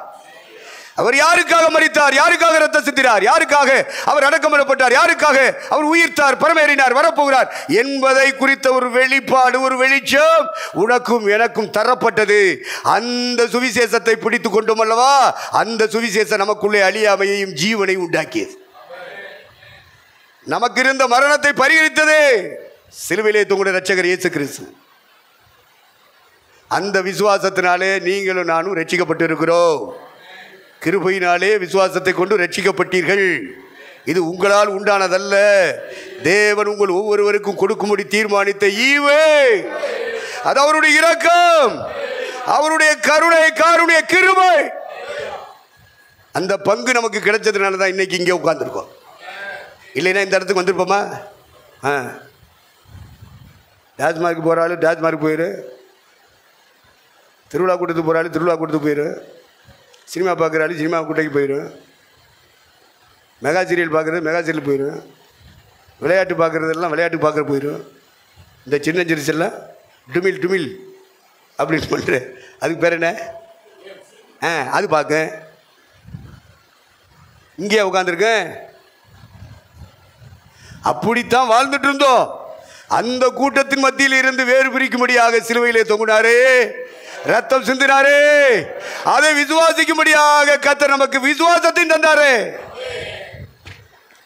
இது பரலோகம் உன் மேல என் மேல வைத்த கிருபை, அவருடைய இரக்கம். கிருபையினாலே விசுவாசத்தை கொண்டு ரட்சிக்கப்பட்டீர்கள். இது உங்களால் உண்டானது அல்ல, இது தேவன் உனக்கு கொடுக்கும்படி செய்த ஈவு. ஒரு மனுஷன் இந்த பூமியில பெருமை பாராட்ட முடியாதபடி, பெருமை பேச்சு பீத்திட்டு பேச்சு பேசாதபடிக்கு இந்த ரட்சிப்பு தேவனுடைய இரக்கத்தினால் கிடைத்தது, தேவனுடைய கிருபையினால் கிடைத்தது. ஒரு கிரியையும் செய்யாம எல்லாவற்றையும் இயேசுவே செய்து முடித்தார். நீங்கள் சும்மா இருப்பீர்கள், உங்களுக்காக இயேசு யுத்தம் பண்ணுவார், இயேசு உங்களுக்காக பாடுபடுவார், இயேசு உங்களுக்காக ரத்தம் சிந்துவார், இயேசு உங்களுக்காக சாத்தானோடு போராடி அவன் தலையை நசுக்குவார். நம்ம சும்மா இருந்தோம், அவர் எல்லாவற்றையும் சிலுவையிலே செய்து முடித்து அவர் நமக்கு கிருபையா இந்த ரட்சிப்பை தந்தார். பத்தியா? அதை நீ விசுவாசித்தா போதும், ஒரு கிரியையும் செய்ய வேண்டாம். ஒரு கிரியையும் செய்யாமல் பாவியாய் இருக்கிற மனுஷனை பரிசுத்தமாக்குகிறவர் இரட்சகராய் இயேசு கிறிஸ்து. அநீதிமானாய் வாழ்ந்து கொண்டிருந்த உங்களை என்னையும் நீதிமானாய் மாற்றினவர் இயேசு கிறிஸ்து. அதனால தான் அவர் சிறுவையில் கொண்டாரு. 2 நாட்கள் கொண்டாடுறதுக்க கத்தர் பிறந்தார், கரியும் சோறும் தந்தார். இயேசு இறந்தார், இறைச்சியும் சோறும் தந்தார். இப்படியா ஃபுல் கண்ட்ரோல் பரிசுத்த ஆவியானவர் மூலமாக வரணும். மரித்தவன் உயிரோடு இருப்பான். யார் யாருடைய ஆன்மா மரித்திருக்கோ அவர்களால் பாட முடியாது, துதிக்க முடியாது, ஆராதிக்க முடியாது, அவங்களால தேவனை மகிமைப்படுத்த முடியாது. மரித்தவர்களும் மௌனத்தில் இறங்குகிறவர்களும் கத்தரை துதியார்கள். கூட்டத்துக்கு வந்தாலும் சும்மா தான் இருப்பான், வாயை புத்திட்டு தான் இருப்பான். அல்லேலூயான்னு அவனால் சொல்ல முடியாது, சோத்திரம்லாம் சொல்ல முடியாது. வாய் எப்படி வச்சிருப்பான் பாருங்க. ஏன்? பிசாசு வாயை கட்டி வச்சிருக்கு. அதனால் அவனால் துதிக்க முடியாது. இப்படி துதிக்க முடியாதவர்கள், ஆராதிக்க முடியாதவர்கள், ஆண்டவரை உயர்த்த முடியாதவர்கள் அந்த இடத்துல இருந்து எழும்பணும்னு சொல்றது இந்த வசனம். மரித்தவர்களை விட்டு எழுந்துரு. செத்து போனவனுக்கு ஒரு வேலையும் செய்ய முடியாது, தூங்குனவனுக்கு ஒரு வேலையும் செய்ய முடியாது. உன்னை கத்தர் உயிர்ப்பிக்க விரும்புகிறார். உன் ஆத்துமாவுக்கு ஜீவனாய் வர விரும்புகிறார். உன்னை ரட்சிக்க விரும்புகிறார். உன் முழு குடும்பத்தை ரட்சிக்க விரும்புகிறார். மரித்தோரை உயிரோடு எழுப்புகிறார். எழுத்தின்படி உயிரோடு எழுப்பினார். அந்த 12 வயது சிறுமியை எழுப்பினார், தலி தகுமி என்று சொல்லி. ரோட்டில் பாடையில் வந்துட்டு இருந்த ஒரு வாலிப பையன் செத்து, அவங்க அம்மா தலைவரி கோலமாக நெஞ்சிலையும் தலையிலையும் அடிச்சுட்டு அழுதுட்டு வருது. எய்த்தாப்பில் ஆண்டவர் சுவிசேஷ டீமாக வர்றாரு. இதை பார்த்த உடனே அவர் மனதுருகினார், பாடையை தொட்டார், வாலிபனை எழுந்துரு என்று சொன்னார். ரோட்டில் வந்துட்டு இருந்த பணத்தையும் எழுப்பினார். அடக்கம் பண்ணி 4 நாள் ஆச்சு, நாரி போகுன்னு சொன்னா கூட பிறந்த சகோதரிமாரு. அவனெல்லாம் எங்கேயா இனிமே வந்து எப்படி? அதெல்லாம் முடியாது, 4 நாள் ஆச்சு, கிட்டத்தில் போகாது, நாரும். அப்படி தான் சொல்லுவாளுங்க. ஏசுனாதே வரவிட மாட்டேங்கிறாளுங்க. அப்படித்தான் இருப்பாளுங்க. இவங்க தானே ஒரு பிறப்புகள், உடன் பிறப்புகள். ரத்தத்தின் ரத்தமான உடன் பிறப்புகள்னா கை தட்டிடுவேன். இங்கே வேணா தட்டுவானா? தட்ட மாட்டான். நம்மெல்லாம் ஒரே ரத்தத்தில் பிறந்தவங்க ஐயா. ஏசுனார் சிந்தின, சிலுவையில் சிந்தின ஒரே ரத்தத்தில் பிறந்தவங்க. அதனால நம்ம ரத்தத்தின் ரத்தமான உடன் பிறப்புகள்யா. நம்ம தான் சொல்லணும், அது அவங்க சொல்லிக்கிட்டு இருக்காங்க. ரத்தத்தின் ரத்தமான உடன் பிறப்புகளே அப்படின்னா நம்ம தான் சொல்லணும். ஏன்னா நாம இயேசு கிறிஸ்து ரத்தத்தினால தான் நம்மள பிறந்தவர்கள், மீட்கப்பட்டவர்கள், பாவ மன்னிப்பை பெற்றவர்கள், பரிசுத்தமாக்கப்பட்டவர்கள், தேவனுக்கு பிள்ளைகளாக நிறுத்தப்பட்டவர். அதனால மரித்தோரை விட்டு எழுந்திரணும். ஆராதிக்காதவன் ஆராதிக்கிறதுக்காக வந்துடணும். பாடாதவன் பாடுற இடத்துக்கு வந்துடணும். கூட்டத்துக்கு வராதவன் கூட்டத்துக்கு வர்ற இடத்துக்கு வந்துடணும். ஆகவே செத்தவனை போல தூங்கினவனை போல இருக்காத. உனக்கு கத்தர் ஜீவனை தருவார். கத்தர் உனக்கு உயிரை ஆத்மாவுக்கு தருவார். அக்கிரமங்களினாலும் பாவங்களினாலும் மரித்தவர்களாய் இருந்த உங்களை உயிர்ப்பித்தார். உயிர்த்தெழுந்த கிறிஸ்து உனக்குள்ளே ஜீவனாய் வருவார். கிறிஸ்து எனக்கு ஜீவன் என்று நீ சொல்லுவாய். சொல்ல வைப்பார் ஆண்டவர்.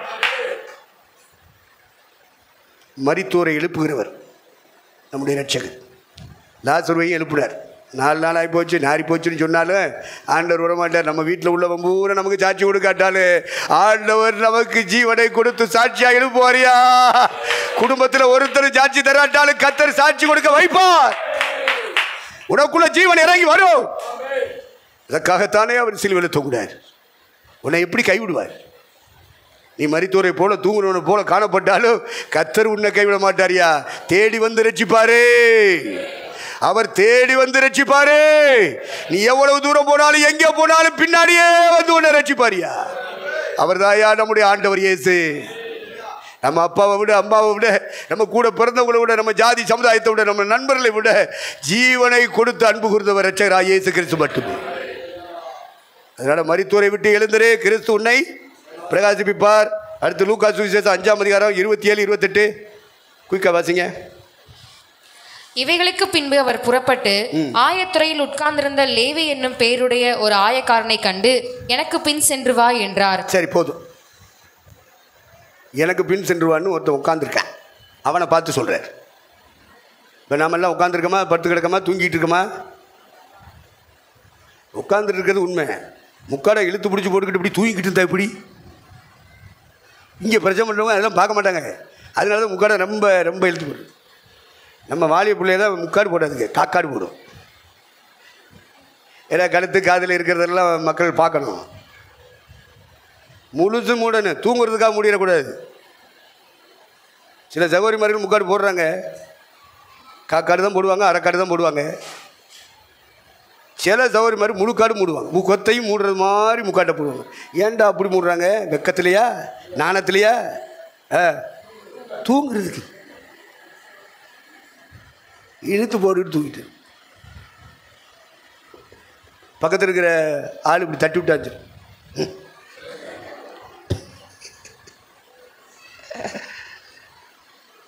நான் என்ன தூங்க வச்சுக்கிறேன்?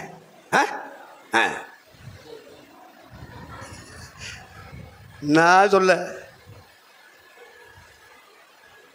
முக்காடுகள் எதற்கு போடப்படுகிறது என்ற கேள்விக்கு பதில் சொல்லித்தான் ஆகணும். வாலிய பிள்ளைகள் முழுசு மூட மாட்டாங்க, முகத்தையெல்லாம் மூட மாட்டாங்க. குடும்ப பெண்கள் முகத்தையும் சேர்த்து மூடுவாங்க.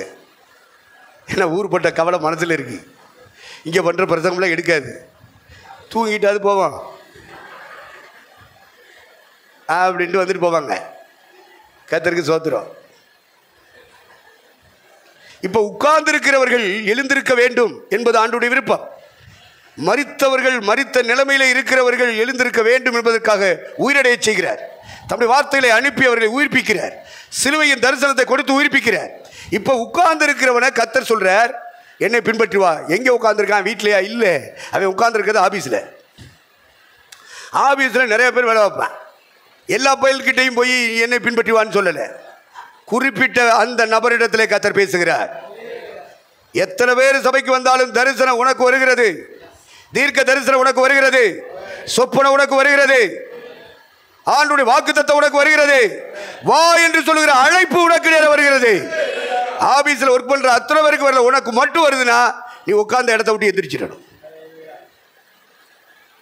எலும்பி பிரகாசி, உன்மேல ஒளி இறங்கும், வல்லமை இறங்கும், அபிஷேகம் இறங்கும், தேவகிருபை இறங்கும். உன்னை சுற்றி வாழ்கிற மக்களுக்கு ஆசீர்வாதமான பாத்திரமாக எடுத்து பயன்படுத்துவார். ஆயத்துறையில் இன்கம் டேக்ஸ் ஆபீஸில் வேலை பார்க்குறாயா? வாடன்னர் எந்திரிச்சிட்டான், உட்காந்து இடத்த விட்டு எந்திரிச்சிட்டான். அவன் அத்தனை வருஷமாக வேலை செஞ்சு வந்ததுனால எல்லாரும் ஃப்ரெண்ட்ஸாக இருக்கான். எங்கப்பா போகிற, எங்கே போகிற? ஆண்டவர் கூப்பிடுறார், போகிறேன். டே, அவரே சாப்பாட்டுக்கு பூவா ரோடா பரலோகராஜ்யம் சமீபமாக இருக்குன்னு சொல்லிட்டு எதிர்வார். எவனாவது கூப்பிட்டு சாப்பாடு போட்டா தாண்டா அவருக்கே சாப்பாடு. வேலையை விட்டுட்டு போகிறேங்கிறியடா. ஏ போகாதடா, போகாதே போகாதே என்கனவான்னு பாட ஆரம்பித்தாங்க. பொல்லாத சொப்பான நானும் கண்டேன். அவன் பூரா ஃப்ரெண்ட்ஸு பற்றியில இத்தனை ஆண்டு கால நண்பர்களாக உடன் வேலையாட்களாக இருந்தவங்க விடுவாங்களா? போகாத. யாரை பின்பற்றி போகிறேங்கிற? இயேசுவையா? இயேசு பிளாட்ஃபார்ம் கேஸு, அதெல்லாம் புறம்போக்கு. அதுக்கெல்லாம் மற்றது ஏதாவது கொடுத்தா தான் வாங்கி சாப்பிடு. போகாத போகாத. உனக்கு என்ன மதிப்பு மரியாதை இந்த வேலையை வச்சு, இந்த வருமானத்தை வச்சு? நீ அதை விட்டுட்டு போகிறேங்கிறிய? போகாதடா. சொல்லுவானா இல்லையா? நேசிக்கிறவன் சொல்லுவானா சொல்ல மாட்டானா? ஒருத்தி சொன்னா, ஒருத்தர் ரசிக்கப்பட்டான். அவன் மனைவி 2-3 பிள்ளைங்க. அப்போது அந்த முதல்ல செஞ்ச வேலையை ராஜினாமா பண்ணிட்டான் ஞானசானம் எடுக்கிறதுக்கு. இப்போது மனைவிக்கு வருத்தம். அதனால் ஊருக்குள்ளே ஒரே சமுதாயம், ஒவ்வொருத்தையும் ஒன்று சொல்கிறா. கடைசியில் நான் பார்த்தேன், சரி போ ஊருக்குள்ளே போய் ஊரில் உள்ள தலைவர்களெல்லாம் வரவழைச்சி அந்த வீட்டில் ஒரு பஞ்சாயத்து வச்சேன். அந்த காலத்தில் பஞ்சாயத்து தான், வெறும் ஜெபம் பண்ணிட்டு இருந்தால் காரியம் ஆகாது. அதனால பஞ்சாயத்து ஊர் தலைவரெலாம் உட்காந்தாங்க. ஐயா வாங்க, ஃபாதர் வாங்க, உட்காருங்க. என்ன விஷயம்? இப்போ முதல்ல ஒரு வேலை செஞ்சுட்டு இருந்தார், இப்போ அந்த வேலையை ராஜா பண்ணிட்டார். இப்போ தனியாக ஒரு கடை வச்சு அவருக்கு இன்னென்ன வேலைகள்லாம் அவருக்கு தெரியும். நல்லா கூடை பின்னுவார், நல்லா கட்டில் பின்னுவார், அந்த பிளாஸ்டிக்கு வச்சு என்னென்ன வேலை செய்யணுமோ செய்வார். ராஜமங்கலத்தில் இப்போ தான் பெட்டி கடைகள்லாம் பஸ் ஸ்டாண்டில் வச்சுக்கிட்டு வராங்க. நம்மளும் ஆரம்பிச்சிட்டோம்னா அவர் வாங்கின சம்பளத்தை விட கூடுதல் சம்பளம் நான் கொடுக்க வைக்கிறேன். நான் பொறுப்பு, அனுப்பு. என்னம்மா சொல்கிற? நான் அந்த பஞ்சாயத்து போர்டு தலைவரெலாம் அப்படி தான் கேட்பேன். நீ என்னம்மா சொல்கிற? ஃபாதர் இப்படி சொல்கிறாரு. இது வரைக்கும் அவர் சம்பாதிச்ச பணத்தை எல்லாம் சம்பளத்தை விட கூடுதலாக தர்றேன்னு சொல்கிறாரு. அவர் எந்த வேலை செஞ்சால் என்ன, போ அவரோட சேர்ந்து வாழு அப்படின்னு சொல்கிறார். நான் போக மாட்டேன். ஏன்? அவர் பார்த்த வேலையைத்தான் நான் கல்யாணம் முடித்தேன், இவரை கல்யாணம் முடிக்கலை. அந்த வேலையில் வர்ற வருமானம் தான் எனக்கு முக்கியம். அந்த வேலைக்காகத்தான் இந்த ஆளை நான் கல்யாணம் பண்ணேன். கழுத்தை கொடுத்தது வேலைக்காக. அந்த வேலையை வேண்டான்னு சொல்லி ராஜினாமா பண்ணால் நான் அந்த ஆளோட வாழ மாட்டேன். திரும்ப போய் அந்த வேலையை வாங்க சொல்லணும். நான் சேர்ந்து வாழ்றேங்கிறார். என்ன ஜீவிய? அந்த வேலை செஞ்சால் பொய் சொல்லணும், புரட்டணும், சில தப்புகள்லாம் செய்யணும், அதெல்லாம் இருக்குது. பரலோகம் போகணுமேன்னு சொல்லிட்டு அதையெல்லாம் விட்டுட்டு நம்ம சுத்தமான ஒரு வேலையை பார்ப்போம்னு வந்துடுறாரு. வந்தால் குடும்பத்தில் சிக்கன். அவன் மாட்டேங்கிறா. என்ன செய்ய? சரி அவனையும் பைபிள் காலேஜ் படிச்சுட்டு ஆண்டவருக்கு ஊழியம் செய்ப்பா அப்படின்னு சொல்லி விட்டேன். ஆனால் அங்கே உள்ளவங்க எல்லாம் என்ன போதிச்சிட்டாங்க? நீ கல்யாணம் முடிச்சதான் ஊழியம் பண்ணணும் அப்படின்னு சொல்லி கொடுத்துட்டாங்க. இவன் நைஸாக என்கிட்ட வந்தான். காலை பிடிச்சி விட்டுக்கிட்டே கேட்டேன். எப்போவுமே கால் பிடிச்சி விடுவார் அந்த ஆள். வேறு முழங்கால் பாதம் அப்படி பிடிச்சி விடுவார். ஐயா இந்த மாதிரி கல்யாணம் முடித்தா தான் ஊழியம் செய்யணுமா? தனியாக இருந்து ஊழியம் செய்யக்கூடாதா? எனக்கு என்ன நம்பிக்கைன்னா என்னைக்காவது ஒரு நாளைக்கு அவர் திரும்ப வரமாட்டாரா? ஆண்டவர் பேச மாட்டாரா? எந்த மனுஷனையும் பிரகாசிப்பிக்கிற ஒளி தானே நம்முடைய இரட்சகர் இயேசு கிறிஸ்து. மாற்றம் தரமாட்டாரா? அதனால் இவன் பாட்டுக்கு ஊழியம் செஞ்சுட்டு இருக்கும்போது கர்த்தர் கிரியை செய்ய ஆரம்பிச்சிருவார், வந்துருவாருங்கிற நம்பிக்கை. இவனுக்கு சொல்லிக் கொடுத்த போதகர் மாதிரி பாஸ்டர் மாதிரி என்ன சொல்லிட்டு இருக்காங்க? இன்னொரு கல்யாணம் பண்ணு. இவன் காலை பிடிச்சிக்கிட்டே சுற்றிக்கிட்டு வாரேன். ஐயா கல்யாணம் முடிக்கணுமா? பொண்டாட்டி உயிரோடு இருக்கும்போது, புள்ள உயிரோடு இருக்கும்போது இன்னொரு கல்யாணம் பண்ணக்கூடாதுரா. இல்லையா இந்த பெரிய பாஸ்டர் சொன்னாரியா. எந்த பெரிய பாஸ்டர்? சொல்ல மாட்டேன் உங்கள்கிட்ட. அவர் போயிட்டார். அப்புறம் இன்னொரு பாஸ்டர் சொன்னாரியா அப்படின்னு. அவர் உயிரோடு இருக்கார். அதனால் நான் சொல்ல மாட்டேன். ஏன்னா ஐயா இப்படி சொன்னார், நீங்கள் போய் சொல்லி கொடுத்துருவீங்க. அதனால் அவன் நான் என்ன பண்ணேன்? கண்ணை முடிக்கிட்டேன். போனால் கல்யாணம் முடித்தா ஊழியம் செய்கிறேன். இப்போ உயிரோடு இருக்கேன். அந்த ஆள் நான் எதுக்காக இந்த சாட்சியை உங்கள் மத்தியில் கொண்டு வந்தேன் என்றால், வேலை, வருமானம், அதைத்தான் நான் திருமணம் செய்தேனே அல்லாமல் இந்த மனுஷனை அல்ல என்பதை புரிந்து கொள்வதற்காக இந்த சாட்சியை உங்களுக்கு முன்னே நான் கொண்டு வந்தேன். கர்த்தருக்கு ஸ்தோத்திரம். அப்போ உட்கார்ந்திருக்கிறவனை எழுப்பும்போது சில பாரம்பரியங்களை விட்டு எழும்ப பண்ணுவார். சடங்கு சம்பிரதாயங்களில் ஊறி உட்கார்ந்துருப்பான், அதை விட்டு எழும்ப பண்ணுவார். அப்போ எந்திரிக்கணும்னா இல்லையா? எந்திரிக்கும் போது தடையை பண்ணுகிறவர்கள் சுற்றி இருப்பார்களா இல்லையா? இருப்பாங்க. தடை பண்ணுவாங்க. அங்கேயா போகிற, ஊழியத்துக்கா போகிற, உருப்பட்ட மாதிரி தான் போ, நாங்கள் ஊழியங்களை பார்க்காமல இருக்கோம், ஊழியக்காரங்களை பார்க்காமல இருக்கோம் அப்படிலாம் சொல்லுவான். அவன் சொல்லாட்டாலும் மேப்படியா ஒருத்தர் இருக்கான், சொல்ல வைப்பான். மேப்படியானாரு சொல்லுங்க வாயை திறந்து. நீ சொல்லாட்டாலும் உன்னை சொல்ல வைப்பேன். உனக்குள்ள அந்த சிந்தனையை கொண்டு வருவேன். நீ எப்படி உலகத்தில் அம்பானி மாதிரி ஆகணும், அதானி மாதிரி ஆகணும் பெரிய கனவு கண்டுட்டு இருக்கிய? அப்படி மல்லாக்கப்படுத்துக்கிட்டு கனவு பார்க்குறிய?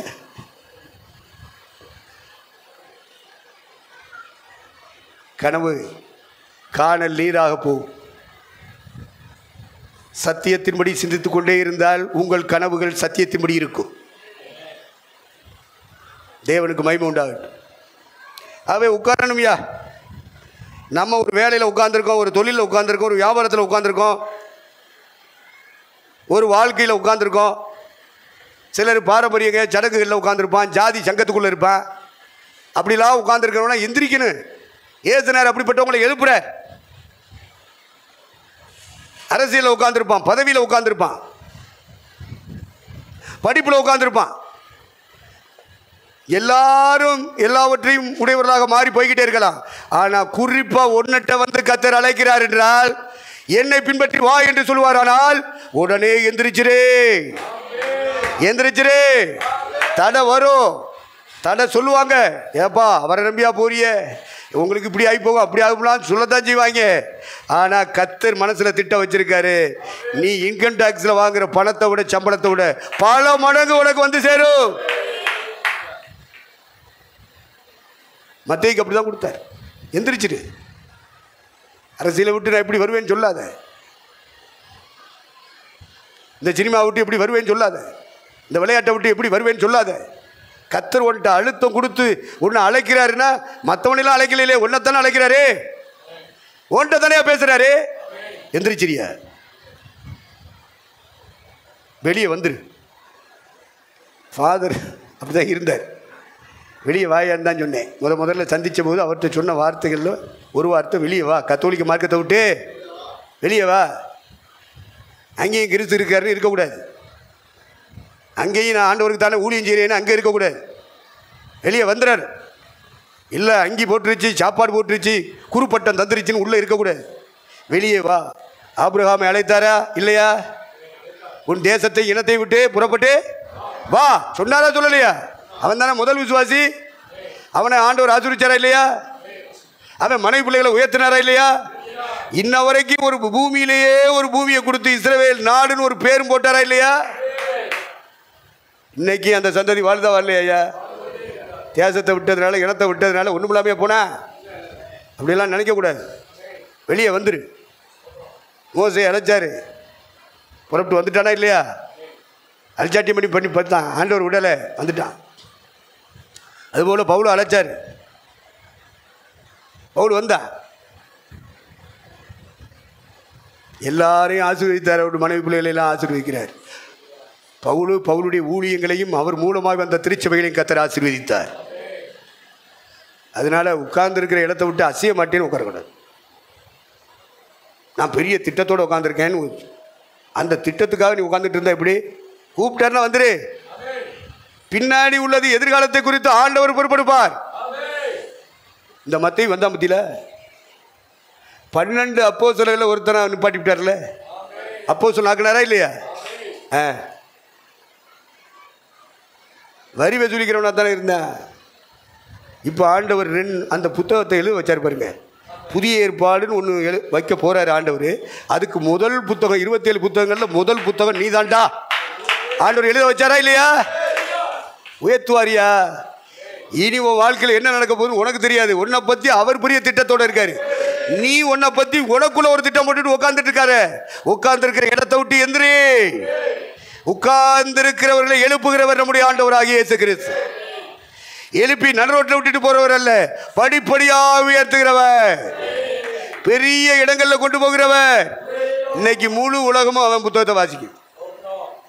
இவன் ஒரு எழுதியால தான் இருந்தான், பிறந்து வளர்ந்தது. ஆனால் இன்னைக்கு உலகம் முழுவதும் அவனை சாட்சி ஆக்கிட்டாரு. ஆக்குவாரா ஆக்க மாட்டாரா? உங்களுக்கு அந்த இயேசுநாதர் மேலே நம்பிக்கை இருக்கா? அப்போ பிள்ளைகளை தாங்க, அதுக்குன்னே இருக்கார் ஒருத்தர், அவர் நடத்துவார். கர்த்தருக்கு சோத்திரம். கர்த்தர் அவரை வச்சு உருவாக்குவார். அதனால் பிள்ளைகளுடைய எதிர்காலம் எப்படி ஆகுமோ, நம்ம பொழப்பு தான் இப்படி ஆகி போச்சு, பிள்ளைகளாவது அப்படி இருக்கட்டும் இப்படி இருக்கட்டும்னு கனவு காணாத. கர்த்தருடைய சித்தம் எது என்று கண்டுபிடி. நீங்கள் மதியற்றவர்களாக இராமல் கர்த்தருடைய சித்தம் இன்னதென்று உணர்ந்து கொள்ளுங்கள். நாட்கள் பொல்லாதவைகள் ஆனதால் காலத்தை பிரயோஜனப்படுத்திக் கொள்ளுங்கள். காலங்களை வீணாக்கிறாதீங்க. தேவன் அழைக்கிறாரப்பா, தர்த்தம் கொடுக்குறாரப்பா, எனக்கு இப்படி தர்த்தம் கொடுத்துருக்கார், எனக்கு இப்படி ஒரு ஒன்றை பற்றி ஒரு அழைப்பை தந்திருக்கார். அண்ணால் சொன்னால சாமுவேல்கிட்ட சொன்னாலா? இளம்பிள்ளையா இருக்கும்போது கோயில் ஓடி விட்டாலா இல்லையா? என்ன சொல்லி விட்டுருப்பா? எப்பா உன்னை இப்படி பொருத்தனை பண்ணியிருக்கேன், ஆண்டவருக்காக நீ ஊழியம் செய்யணும், இப்படி என் மனசில் என் இதயத்தில் விருப்பம்ப்பா, நம்ம குடும்பத்தில் நீ இருக்கணும்ப்பா, மூத்த புள்ள நீ இருக்கணும். போயிட்டல்ல, அவன் போயிட்டாயா, என் புள்ள போக மாட்டேங்கிறானே, அதுக்கு நான் என்ன செய்யறது? ஆண்டவர் தான் கிரியை செய்யற. பிற்காலத்திலே அவன் தீர்க்கதரிசியாக உயர்த்தப்பட்டான், பிற்காலத்திலே ஜட்ஜாக உயர்த்தப்பட்டான், பிற்காலத்திலே அவன் ஆசாரியனாக உயர்த்தப்பட்டான். அதுக்கு பின்னாடி 7 பிள்ளை பத்தா, அது வேற. ஒரு பிள்ளைய கொடு, கர்த்தருக்காக தேவனுக்காக வாழட்டும், தேவ சித்தம் செய்யட்டும். அது நிமித்தம் நம்முடைய பிள்ளைகளை குடும்பத்தை ஆசீர்வதிக்கட்டும். கொடுப்பீர்களா? எங்க நீ வரப்போற? நீ பெரிய பெரிய கனவு கண்டுகிட்டுல இருக்கா? இருக்கிற இடத்தை விட்டு எந்திரிச்சிரு. கனவு காண்கிற இடத்தை விட்டு எந்திரிச்சிரு. கர்த்தருக்கு ஒப்பு கொடுத்துரு. ஆண்டவர் உன்னை ஆசீர்வதிப்பார். அல்லேலூயா. அடுத்த வார்த்தையை சொல்லி நான் நிறைவு செய்கிறேன். உன்னத பாட்டி புத்தகம் 2ஆம் அதிகாரம் 10ஆம் வசனத்திலிருந்து தொடர்ந்து வாசிங்க, முடிச்சிருவோம். என் நேசர் என்னோட பேசி, என் பிரியமே, என் ரூபவதியே, எழுந்து வா. இதோ மாரி காலம் சென்றது, மழை பெய்து ஒளிந்தது, பூமியிலே புஷ்பங்கள் காணப்படுகிறது, குருவிகள் பாடும் காலம் வந்தது, காட்டுப்புறாவின் சத்தம் நமது தேசத்தில் கேட்கப்படுகிறது. அத்திமரம் காய் காய்த்தது, திராட்சை கொடிகள் பூ பூத்து வாசனையும் பரிமளிக்கிறது. என் பிரியமே, என் ரூபவதியே, நீ எழுந்து வா. எழுந்துரு. இப்ப யார் எந்திரிக்கணும்னு சொல்றாரு? மணவாட்டி சபை. இயேசு கிறிஸ்து மணவாளனாய் வரப்போகிறார். அவர் வரும்போது மணவாளனாய்த்தான் மத்திய ஆகாயத்துக்கு வருவார். அப்போ சபைகள் எல்லாம் மர்வம் அடைஞ்சு பறந்து போகும். சர்வதேசத்திலும் உள்ள திருச்சபை மக்கள், இந்த பலவீனமான சரீரம், அற்பமான சரீரம் மர்வமாக்கப்படும், எல்லாம் பறந்து போகும். நமக்கு முன்னே மரித்தவர்கள், கிறிஸ்துவுக்குள் மரித்தவர்கள் பாக்கியவான்கள், பரிசுத்தவான்கள், அவங்க சரீரமெல்லாம் மண்ணோடு மண்ணா போயிருக்கும், புழுதியோட புழுதியா போயிருக்கும், சாம்பலோடு சாம்பலா போயிருக்கும். ஆனாலும் கர்த்தர் அவர்களை ஒரு சரீரம் கொடுத்து எழுப்புவார். கரங்களை வைத்து அல்லேலூயா சொல்லுவோம். கிறிஸ்துவுக்குள் மரித்தவர்கள் முதலாவது எழுந்திருப்பார்கள். அந்த வேலையை செய்கிறவர் பரிசுத்த ஆவியானவர். உன் மேல பரிசுத்த ஆவியானவர் இறங்கி இருக்கிறாரா? நிச்சயப்படுத்திக்கொள். அபிஷேகத்தை சாதாரணமா என்னாத, நீ செத்து போனா அந்த சரீரத்தை மண்ணோடு மண்ணா புழுதியோடு புழுதிய போனாலும் புது சரீரத்தை சிருஷ்டிக்கிறவர் பரிசுத்த ஆவியானவர். அந்த சரீரத்தில் எலும்பி பறந்து வருவார்கள். கிறிஸ்துவுக்குள் மரித்தவர்கள் முதலாவது எலும்பி பறந்து வருவார்கள். பறக்க வைக்கிறவர் பரிசுத்த ஆவியானவர். நம்முடைய அற்பமான சரீரத்தை, பலவீனமான சரீரத்தை, உயிரோடு வாழ்ந்தாலும் அடிக்கடி வியாதி நோய் தாக்குகிற இந்த சரீரத்தை, பலவிதமான நோயும் பேயும் ஆட்டி படைக்கிற இந்த சரீரத்தை பரிசுத்த ஆவியானவர் உனக்குள்ள தங்கி இருந்து மறுவப்படுத்திக்கிட்டே வருவார். ஏசு வரும்போது கம்ப்ளீட்டா உன்னை மறுவப்படுத்திடுவார். உனக்கு சரீரம் அப்போ எப்படி இருக்கு தெரியுமா? ஏஞ்சல்ஸ் மாதிரி ஆயிடும். தூதர்களின் சரீரம் உனக்கு எனக்கு தரப்படும். இந்த சரீரத்தை பார்த்துக்கிட்டு இருக்காத, இந்த சரீரம் ஒரு நாள் மர்வம் அடையும். அந்த நம்பிக்கையிலே வாழ்ந்து கொண்டிருக்கிறது திருச்சபை. அந்த மணவாட்டி சபையை பார்த்து தான் சொல்றாரு, மணவாட்டியே, சுலபத்தியே, எழுந்திரே, எழுந்திரே, இயேசுவை சந்திக்க எழுந்திரு, ஆண்டவரை முகமாய் சந்திக்க எழுந்திரே. இனி காலம் செல்லாது. காலமெல்லாம் கடந்து போயிருச்சு. இனி வரப்போற காலம் கொஞ்ச காலம், நாட்கள் பொல்லாத நாட்கள், பொல்லாத காலம். பிசாசு ராக்காலத்தை கொண்டு வந்துகிட்டே இருக்கான். இதன் மத்தியிலே திருச்சபையாகிய மணவாட்டியே எழுந்திரு. இனி காலம் செல்லாது. எழுந்திரு. கடந்த காலத்தை போல இனி வர்ற காலம் இருக்கும் நினைக்காத. இனி காலம் செல்லாது. ஜெபம் பண்ணுவதற்கு ஜாக்கிரதைப்பட வேண்டும். மனுஷகுமாரருக்கு முன்பாக நிற்க பாத்திரவான்களாக எண்ணப்பட தகுதிப்படுத்திக் கொள்ள வேண்டும். புஷ்பங்கள் பூத்தது, அத்திமரம் துளித்து விட்டது, திராட்சை செடி வாசனை பரிமளிக்கிறது, காட்டுப்புறாவின் சத்தம் கேட்கிறது, குருவிகள் பாடும் சத்தம் கேட்கிறது, எல்லா இடங்களிலும் பாடலின் சத்தம் கேட்கத்தான் செய்கிறது, ஆராதனையின் சத்தம் கேட்கத்தான் செய்கிறது. அத்திமரம் இஸ்ரவேலர்கள் துளிர் விட்டு விட்டார்கள் 1948. அது இப்போ வளர்ந்து கனி வந்துட்டு இருக்கு. அந்த காலம் வேற, இந்த காலம் வேற.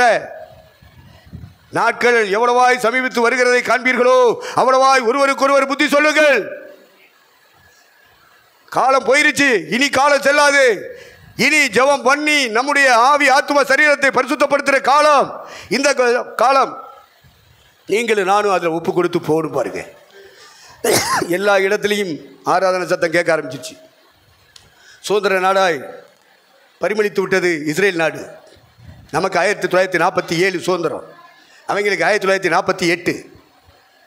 அதனால் அவங்க சுதந்திரத்தில் அவங்க போயிட்டே இருக்காங்க. அரசியல் வாழ்க்கை துளிர் விட்டு விட்டது. அத்திப்பழம் என்பது ஆன்மீக வாழ்க்கையை காட்டுகிறது. அநேக ஆவிக்குரிய சபைகள் எழுப்பி விட்டது, பரிமளிக்கிறது, வாசனை வீசுகிறது. இதெல்லாம் தெரியலையா? மணவாட்டியே, சுலபத்தியே, எழுந்திரு. சாதாரண கடந்த காலத்தில் வாழ்ந்தது போல இனி வாழாத. எழுந்திரே என் பிரியமே, என் ரூபவதியே, எழுந்திரே, உன் சரீரம் மறுரூபமடையும்படியாய் ஒப்பு கொடுத்து ஓடு. ஒருவேளை கர்த்தருடைய வருகை தாமதித்து மரணம் சம்பவித்தாலும் எழும்புவதற்கு தகுதிப்படும்படியாக ஓடிக்கொண்டிரு. கர்த்தர் வரும்போது முதலாவது எழுந்திருக்கிறது மரித்தவர்கள். பின்பு உயிரோடு இருக்கிற நாம் எல்லாம் கண் இமைப்பொழுதிலே கண் மூடி கண் திறப்பதற்குள்ளே நமக்குள்ளே இருக்கிற பரிசுத்தாவிடம் மறுரூபப்படுத்தி நம்மையும் சேர்த்து தூக்கிட்டு போயிடுவாரு. விமானத்தில் உள்ள ஸ்பீடை விட மேகங்களை தாண்டி, ராக்கெட்டுடைய ஸ்பீடை விட மேகங்களை தாண்டி ஒரு கூட்டம் பறக்க போகுதியா? ஒரு கூட்டம் பறக்க போகுது. இயேசுவை ஆராதிச்சுட்டு வந்த பாடி வந்த இந்த கூட்டம் மறுரூபமடைஞ்சு பறக்க போகுதியா? ஆவியானவர் தூக்கிட்டு போறார். கொண்டு போய் இயேசுட்ட கொண்டு போய் நிறுத்த போறாரியா? அந்த நாள் இன்ப நாள், என் இயேசுவை சந்திக்கும் நாள். மனவாட்டி சபையே, தூங்கிட்டு இருக்காத, மறைஞ்சிட்டு உட்கார்ந்துருக்காத, பின்வாங்கிட்டு உட்கார்ந்துருக்காத. எல்லாம் நடந்துக்கிட்டு இருக்கு. காலங்களில் எல்லா சபைகளும் துளிர் விட்டு கொண்டு இருக்கிறது. குருவிகள் பாடுவது போல பாடிட்டு இருக்கான். காட்டு புறாவை போல உட்கார்ந்து அழுதுகிட்டு இருக்கான், ஜெபம் பண்ணிட்டு இருக்கான், என் தேசத்தை ரெச்சி ஆண்டவரேன்னு. அவன் ஆல்லைட் பிரேயர் நடத்திக்கிட்டு இருக்கான், பாசிட்டிவ் பிரேயர் நடத்திட்டு இருக்கான், அங்கங்கே ஜெப குழுக்கள் நடத்திக்கிட்டு இருக்கான். நம்ம ஆளுகளை 50 மணி நேரம் நடத்தினாங்களா இல்லையா? நீங்கள் வந்தீர்களா? வரவில்லையா? வந்தோம்னு இவர் மட்டும் சொல்கிறாரு, நம்மளால சொல்ல முடியல. பற்றில ஏன்? தூக்க மயக்கம். எழுத்து வந்துச்சு, அவன் தண்ணி போட்ட மயக்கத்தில் இருந்தான். மதுபானத்தினாலே நீங்கள் நிரப்பப்படாமல் ஆவியினாலே நிறைந்து கர்த்தருடைய சித்தம் இன்னதென்று உணர்ந்து கொள்ளுங்கள். ஃபீல் பண்ணுங்க. கேட்டுட்டு போயிடாதீங்க. எல்லாரும் எந்திரிப்போம். காலங்களை குறித்த அறிவு நமக்கு ரொம்ப அவசியம். மனவாட்டி சபைக்கு, எடுத்துக்கொள்ளப்படுகிற சபைக்கு காலங்களை குறித்த அறிவு வேணும். வானத்தின் தோற்றத்தை நிதானிக்கிறீர்கள். மழை வரும் என்று சொல்கிறீர்கள், வருகிறது, வெளிவாங்குகிறது. இனி மழை நிற்க போகுதுன்னு சொல்றீங்க, மழை நிற்குது. இதுபோல பல காரியங்களை நிதானிக்கிறீங்களே, இயற்கையின் காரியங்களை கூட நிதானிக்கிறீர்களே. அப்படியானால் இரட்சகர் இயேசுவிடத்திலே நம்முடைய சரீரம் மறுரூபமாய் பறக்கணுமே. அதுக்கு இன்னும் எவ்வளவு காலம்? நாம ஒருவேளை ஆண்டவருடைய வருகை பிந்தி செத்துட்டோம்னா நாம எந்திரிச்சு பறக்கணுமே. காலம் எப்படிப்பட்டது என்பதை நிதானிக்க வேண்டும். கர்த்தருடைய ஆவியானவர் உங்களுக்குள்ளே எனக்குள்ளே காலங்களை நிதானிக்கிற அறிவை கர்த்தர் தருவாராக. மனவாட்டி சபை காலங்களை நிதானிக்க வேண்டும். இதுவரைக்கும் இத்தனை ஆண்டுகளை நம்ம ஓடி முடிச்சிட்டோம். இனி எஞ்சி உள்ள காலம் நம்முடைய சரீரம் மறுரூபமடையணும். மரித்து விட்டோமானால் எழுப்பப்படணும். மேகங்களின் வழியாக இயேசு போனது போல நாமும் மேகங்களின் வழியாக இயேசுவை சந்திக்க வேண்டும். தூக்கிட்டு போறவர் பரிசுத்த ஆவியானவரையா ஒப்பு கொடுப்போய்யா. எல்லாரும் கண்களை மூடுவோம். எப்பா இயேசுவே ரட்சகா, உங்களுடைய ஆவியானவர் முழுமையாய் என்னை ஆட்கொள்ளட்டும், முழுமையாய் என்னை நிரப்பட்டும், முழுமையாய் ஆவியானவர் என்னை நடத்தட்டையா. என்ன கொடுக்கிறேன்? என் குடும்பத்தை கொடுக்கிறேன், என் பிள்ளைகளை கொடுக்கிறேன், என் புருஷனை கொடுக்கிறேன், மனைவியை கொடுக்கிறேன். கொடு கொடு கொடு.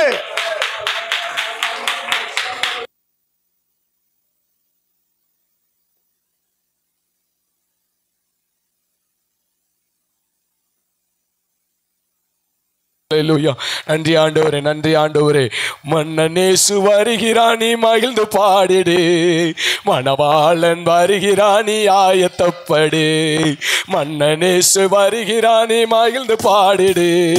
மணவாளன் வருகிறான், நீ ஆயத்தப்படு. அல்லேலூயா ஆனந்தமே, அல்லேலூயா ஆனந்தமே.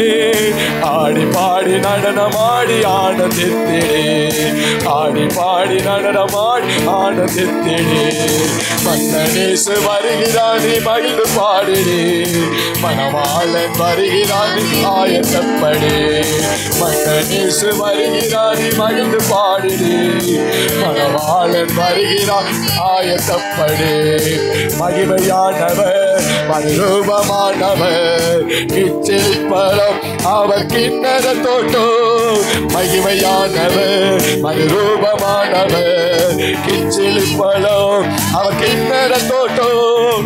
லீலி புஷ்பமே சாரோனி ரோஜாவே, லீலி புஷ்பமே சாரோனி ரோஜாவே. மென்மையானவர், மகா மேன்மையானவர், மென்மையானவர், மகா மேன்மையானவர். அல்லேலூயா ஆனந்தமே, அல்லேலூயா